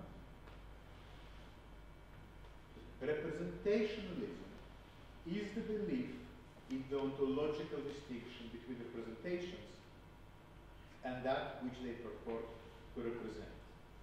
So here we have, by the way, whether you noticed it or not, a definition of representation. What is representation? Is the belief in the ontological distinction between representations and that which they purport to represent. Now, Barad is writing in this sort of philosophical language, so she uses words like ontological, which can really throw you if you are not familiar with it. But instead of ontological, just use the concept of ground we already discussed. Yeah? So representationalism, or in other words, the ground of representation. What is representation? Representation is a way of thinking that takes as a ground the notion that a representation and what the representation represents are two separate things. Yeah? So representationalism is a belief in the binary between objects and their representations. Yeah? So representation is a belief in a radical distinction, like in Newton. You can be either force or an object. You cannot be a forcing object or an objective force. One or the other. That's Newton. Are you male or are you female? Can I be half and half? Can I be male on Sunday and female on the weekend? No, no. Either or. Forever and for until the last day. And nothing in between. Okay. So that's representation. That's what representation means. So, you can go back to your work using this little tool and see whether your work is representational or not, or to what degree it is. Yeah? The criterion that Barad is offering is very simple. In your work, is there an underlying idea that things and images are completely different from each other? Or not? That is the question. In particular, that which is represented is held to be independent of all practices of representing. So going back to the cowboy,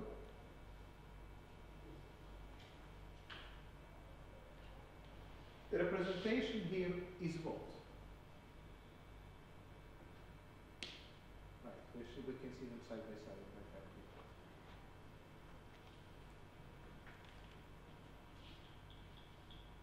In particular, that which is represented is held to be independent of all practices of representation. So looking at this image here on the left of the cowboy, what is the practice of representation? And that's not complicated. Photography. That's right, yeah. It's a photograph. Not a drawing, not an etching, it's a photograph. Okay. So that's the practice of representation. The assumption is that this practice of representation, also known as photography, is distinct and independent from that which is represented. Yeah? So, and what is represented? Well, the horse, the guy, the hat, the cowboy, with all these accessories. So, The assumption is that the cowboy and the horse are completely separate from the photograph. Now, of course, it's ridiculous, because if there was no photographer there wouldn't be any cowboy. It's not like there are any cowboys in the wild who just wait to be photographed. Yeah? This guy is not a cowboy, he's probably an actor. Yeah? And the only reason he's standing there with the horse and the lasso and all his outfit and his cute little trousers is because he is awake. It's because that's what the representation commands him to do. Take the camera away and there will be none of that. Yeah? It's a in the sense, this is also a performance. It's a performance for the camera.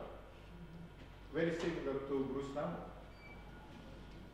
However, what is the difference then between Bruce Nauman's performance and this one? I will show you another one, Bruce, the early one that is quite easy perhaps to compare. Okay, so in the early part of his career, Bruce Nauman did this. So he did it as a student in the art school in New York. He was given some space to make work. He didn't have any equipment, so he just took some pictures with the camera. And this one is of himself sprouting water out of his mouth. Well, we think it's water. We don't know what it is. And it's called The Fountain. Yeah. Okay. So we have two photographs. Yeah, of the cowboy and of Bruce Nauman. And how do you think about them in terms of representation? Do you have any thoughts about that?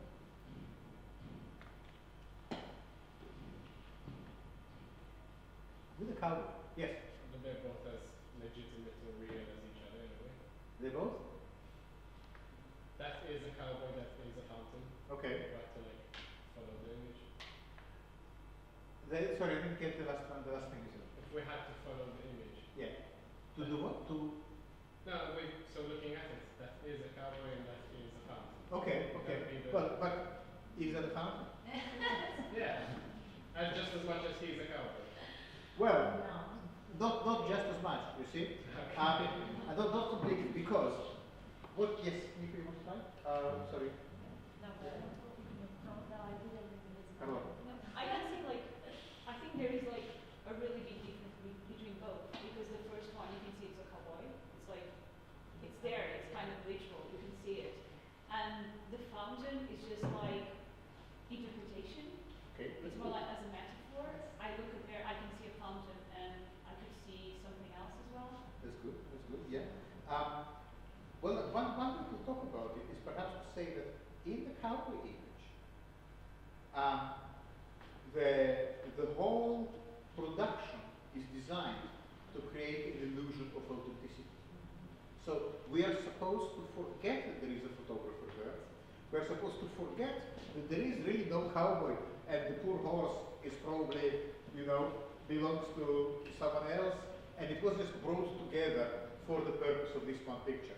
We're supposed to enter an imaginary world in which this cowboy has a sort of lived this cowboy life. He just stopped for a second to light a cigarette, and in this moment, someone happened to be there with a large format camera to snap the picture. And we're supposed to believe that this is all somehow real. We're supposed to see through all these mechanisms of mediation or representation and experience something as if we are there.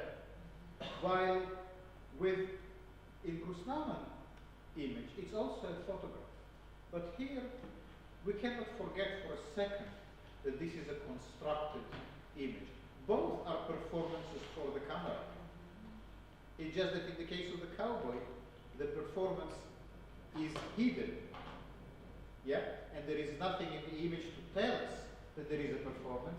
While in Bruce Nauman image, the performance is made visible, so we cannot forget that it's a performance. See, both are representations, photographic ones. Both are performances to the camera. In one of them, like in the Platonic one, everything is done to make us forget that there is a real world outside. And in Bruce Nauman one, he does everything he can to remind us that this is just a shadow, people, wake up. This is just a shadow. This is not a real fountain. You know? Do you see the difference? Okay, so you can now ask yourself about your own practice. Are you working in the cowboy tradition, or are you working in the Nauman tradition? And just so you know, both, one second, both are legitimate ways of making work. It's just useful to know where your work sits. Yes? Yeah, I was just reminding me of Jeff Wall's photograph, and which one? like all of okay, good. Like he's trying to make a perfect representation, but at the same time, you think about the real world because it's so weird that you think about real world in relation to why he wants it to be represented. I think it's not just the cowboy situation and the content situation. And that's a very good point. Excellent. So Jeff Wall. Anyone here doesn't know Jeff Wall? Okay. Jeff Wall is a Canadian artist, photographer, works with photography. I don't think he's a photographer, but he's definitely an artist that works with photography from Vancouver in Canada. So his work is often a kind of a mockery of the documentary approach. Yeah? You might also say it's a deconstruction of the documentary. So in this famous image, you see a person here sort of sitting on the floor, on the ground, dressed with a little kind of office clothes, holds something in a paper bag, and there's this liquid sprouting out of it. Maybe milk. It could be milk. Now, I think the image is a little bit like in Bruce Nauman.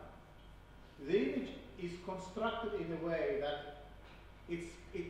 of course, at first glance, we might think, oh wow, he was just a very lucky photographer, just photographed something strange that happened on the street. But as we keep looking at other pictures by Wall, we think, well, either he's incredibly lucky, or there is something else going on. Yeah? Because how is it possible that he's always there at these completely insane moments and with his camera? Because that's basically his work is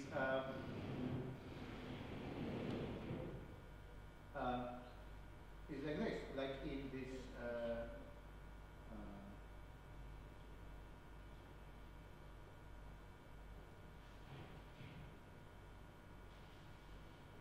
he has a lot of images that all more or less follow the same pattern.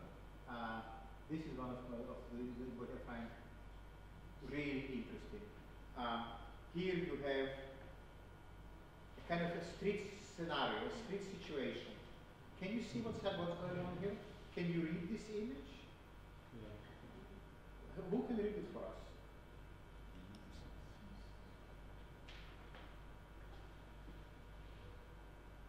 No. Unreadable.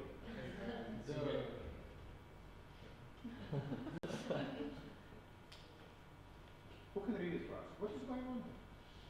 It's a stage moment where a couple walks past this guy, and then the guy with the couple is doing a racist gesture. Yeah, exactly. It's a moment that captures a racist gesture. So there is this guy, working class clothes, denim jacket,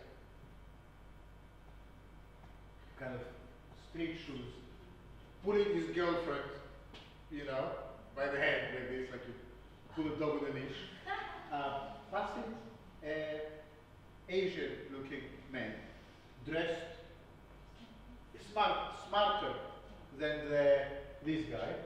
Probably he must be, let's say, working in the office, and he must be working in the garage. And as he passes him, he does this, which means you are Asian. Yeah? So it's a racist gesture. Yeah?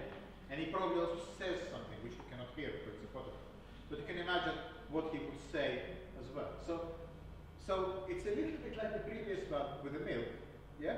So you think, well, this Jeff Wall is extremely gifted just to be in the right place to tell how long you need to stand on the street to be able to capture a moment like this. So once you look at some of these Jeff Wall images, you realize that there must be something else going on. It cannot be that each time he goes out with a camera, he just notices some kind of amazing street event that he then documents. Yeah? So it doesn't take long looking at his work. Because if you just saw one image, you will probably just think, wow, that's a really amazing street photograph. But, you know, one time it may be lucky, 2 times fortunate. But then, if that's really the whole practice, you have to ask, so how are these images really made? And then you realize, of course, that these are not street photographs. These are constructed images. Basically, just like Bruce Nauman and the cowboy, these are performances to the camera. Yeah? And, okay, so who spoke about Jeff Wall? Who mentioned him? Yes. So do you want to tell us why you brought up Jeff Wall? Yeah, because you mentioned there's like only 2 situations of cowboys and the fountain, like it's so clear. But his represent from the cowboy sense, from what I understand, that the cowboy doesn't want you to know that he has a life, he's an actor, like that. Yeah. And the fountain is clearly suggesting you to think about the fountain and the actual people, like labeled as fountain. But from Jeff Wall, it's like in between situation, and the concept is blurred. Yeah. Very good, very good. But also, I think there is an additional level here of understanding, because in a sense, Jeff Wall tries to teach us something. He kind of says, well, at first you thought that I'm just a lucky photographer, and you thought that's what really happened. But you understood that actually it's a constructed image. And Jeff Wall, in a sense, tells us, or he can lead us to understand that just as his images are constructed, all images are constructed. Just as we quickly understand from his work that it's not like something like that happened and was just waiting there to be represented. Rather, it's the representation that created this event, so that holds for any kind of image. Things just don't wait there. The cowboy doesn't sit there waiting for the photographer to take a picture. Yeah? Rather, it's the photography, it's the act of making a picture that creates the event. There is no separation between images and events. They co-produce each other. Yeah? Okay. So with that in mind, going back to Barad, and let's see if we have some clearer understanding of this section. That which is represented is held to be independent of all practices of representing. Which one of the images we saw so far uses that as its model? The cowboy. The cowboy, that's right. The cowboy is based on the notion that that which is represented is independent from practices of representation. And that, Barad says, is a mistake. That's not how things really are. And it's interesting that we can find support to Barad's thinking in the work of contemporary artists, not photographers, mind you, even though both Bruce Nauman and Jeff Wall use photography. It's interesting that we would never find them, they would never call themselves photographers.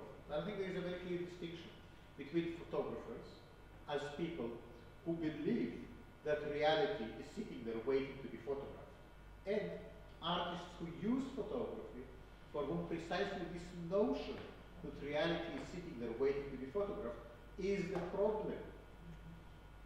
Yeah? So, that's why this is a course that has photography in its title, and yet it is really a fine art course. And you are all here, what you do will be considered by any kind of outsider, and also by us, by your tutors, as art. Yeah? Because we see you as people who have a relationship to photography, but not photographers. Now it also could be that some of you are photographers in your other parts of your life. Maybe you are a photographer as a way of paying for this course, which is absolutely fine. Yeah? And we had some brilliant students here who had also had a photographic practice. And how the two inform each other is also very interesting. But the course is photographic in the same way that Bruce Nauman is photographic. Yes, question? No, I was just thinking if basically this idea of representationalism, so the fact that basically individuals do not count for Yeah.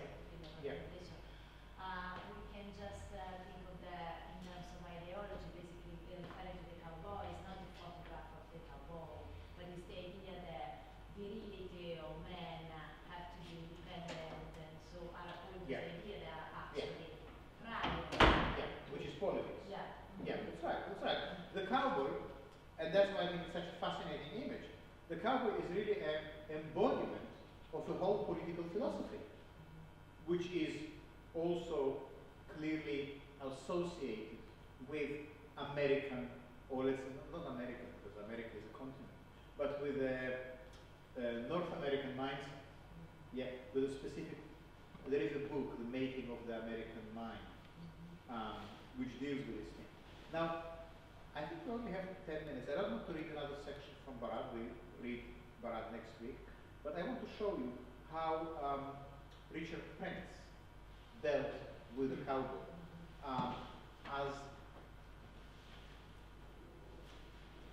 And by that, I'm not saying Richard Prince is a great artist, but I think the strategy that he was using in these early days of his practice are interesting. I think what he's doing these days with Instagram pictures of young women that he appropriates and exhibits as his own, I think it's deeply problematic. It still somehow manages to touch a nerve, so it's complex. But Richard Prince, when he was a young art student,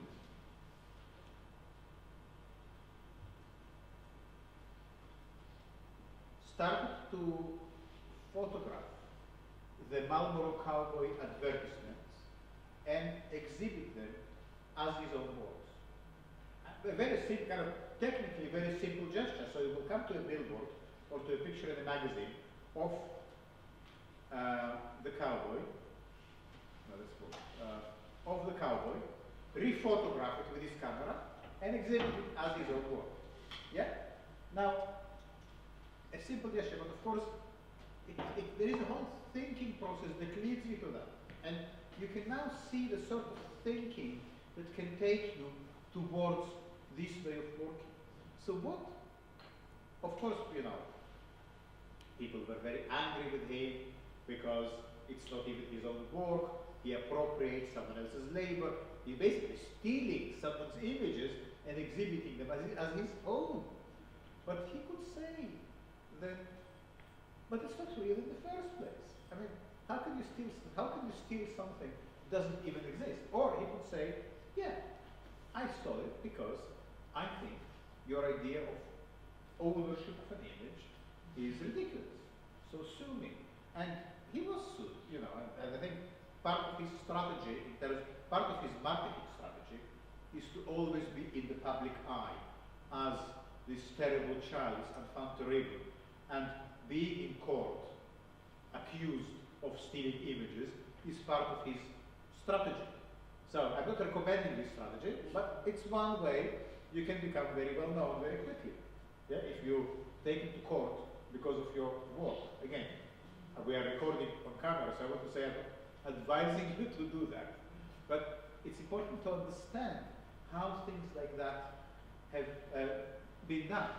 So, but by rephotographing these images and exhibiting them not on a page of a magazine, not on a billboard, but in a gallery, he created a shift in the way we read these images.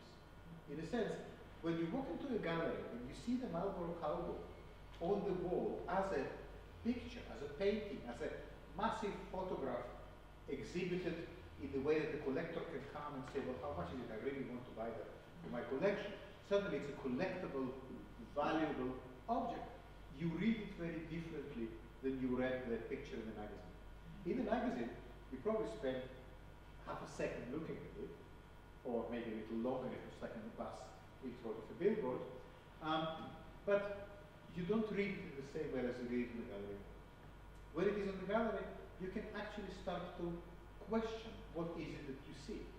And then you might arrive at the sort of thing to discuss. Well, what is it really? What is really going on here? Why is this guy standing there waiting to be photographed? You know? So a whole deconstructive moment can be initiated by taking something like the cowboy and placing it in the gallery. Now, you might say, yes, Laura, you want to say something? I do think, though, that the way we're talking about it right now, it sort of communicates that it could have been any motive in order to get across the thought process in terms of appropriation of images. But I also think that the cowboy itself is very important here, because the cowboy is also appropriating or taking over someone else's property. So here we can also draw this sort of comparison between property of land and property of images, and how images sort of replace property of land for us now. Brilliant analysis, Laura. Absolutely brilliant. Spot on. I didn't think about that, but that's very true. Yeah. The cowboy appropriates someone else's land. Richard Prince appropriates someone else's image. And in one sense, you can say, well, what Richard Prince is doing to the picture of the cowboy is exactly what Duchamp done to the urinal. Yeah? Because the story of the urinal is that Duchamp was walking with his friends down, I think, Broadway, and they passed a kind of a hardware store where this urinal was in the shop window. He went in, bought it from the shop, signed it, Mr. Mutt, and submitted it for exhibition. So taking something from an everyday context and placing it in a gallery, that is a strategy that already has like quite a long history, quite a long pedigree. So Prince didn't invent this gesture, but he found a material to use with this gesture that managed to be still fresh and provocative and kind of touching a nerve. Yeah? Now, he built his own career of almost like, I think, 40 years on doing this gesture in different contexts. And I would say with varying degrees of success. But this first project with the Marlborough Cowboy, I think it's still really interesting to think about. Yeah? It's also just, in terms of an artistic strategy, it is a good, useful way to think about how you move from representation to performativity. Again, you might say the cowboy, the original cowboy, is a representation. It's made to be so believable, so transparent, that we just look at it and we feel that we are there. Like, I don't know, did you watch Spielberg's Saving Private Ryan? Yeah? Now, if you watch this film, famously, the first scene of the D-Day is shot in a very kind of realistic way. You just believe, you almost feel like you are there. Yeah? It's so real. So the cowboy is shot like that. So you just believe in its trustworthiness. And it's very important for the image of the cigarettes. They don't want anything that appears fake. You know, God forbid you will have some kind of doubts about the cigarette. Yeah? And that's another completely mind-blowing notion, you know, which it's all of this basically to sell death. Yeah? And that's a kind of a separate, and apologies to those of you who are still smoking. That's a kind of a separate dimension to it. But what we are ultimately dealing with here, various strategies to deconstruct representation or to rob representation of its transparency, to make it more visible, to make it more visceral, touchable. So we can see how Jeff Wall constructs these street scenes to show us that all representation is constructed. We see how Bruce Nauman makes these performances to the camera to show us that images are always performances to the camera. There is no distinction between the image and the event. They are somehow merged. And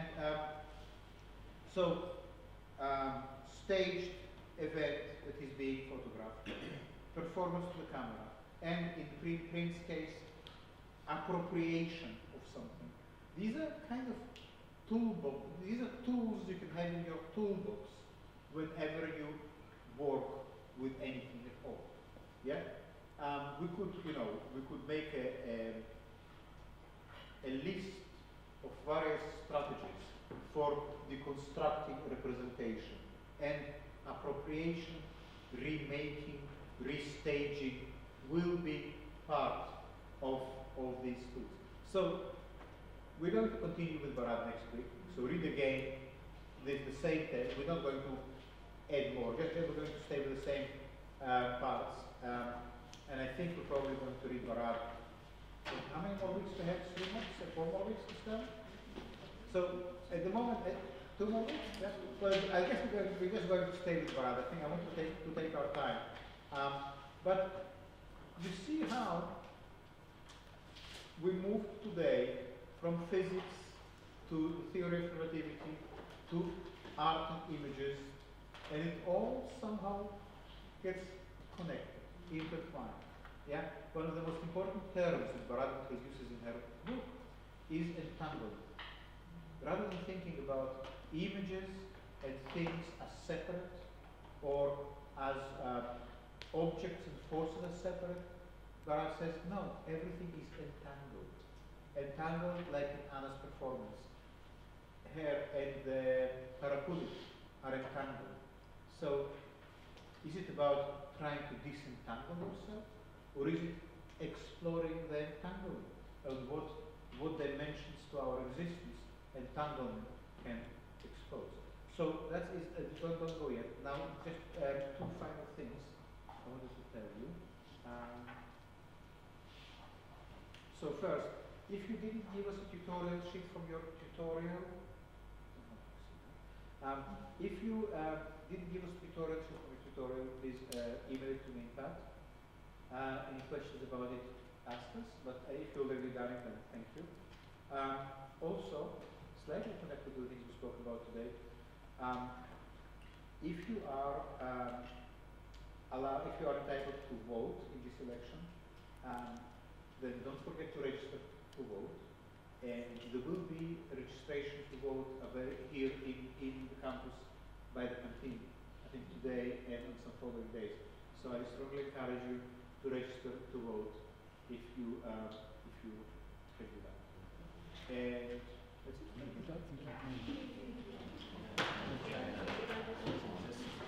Thank you.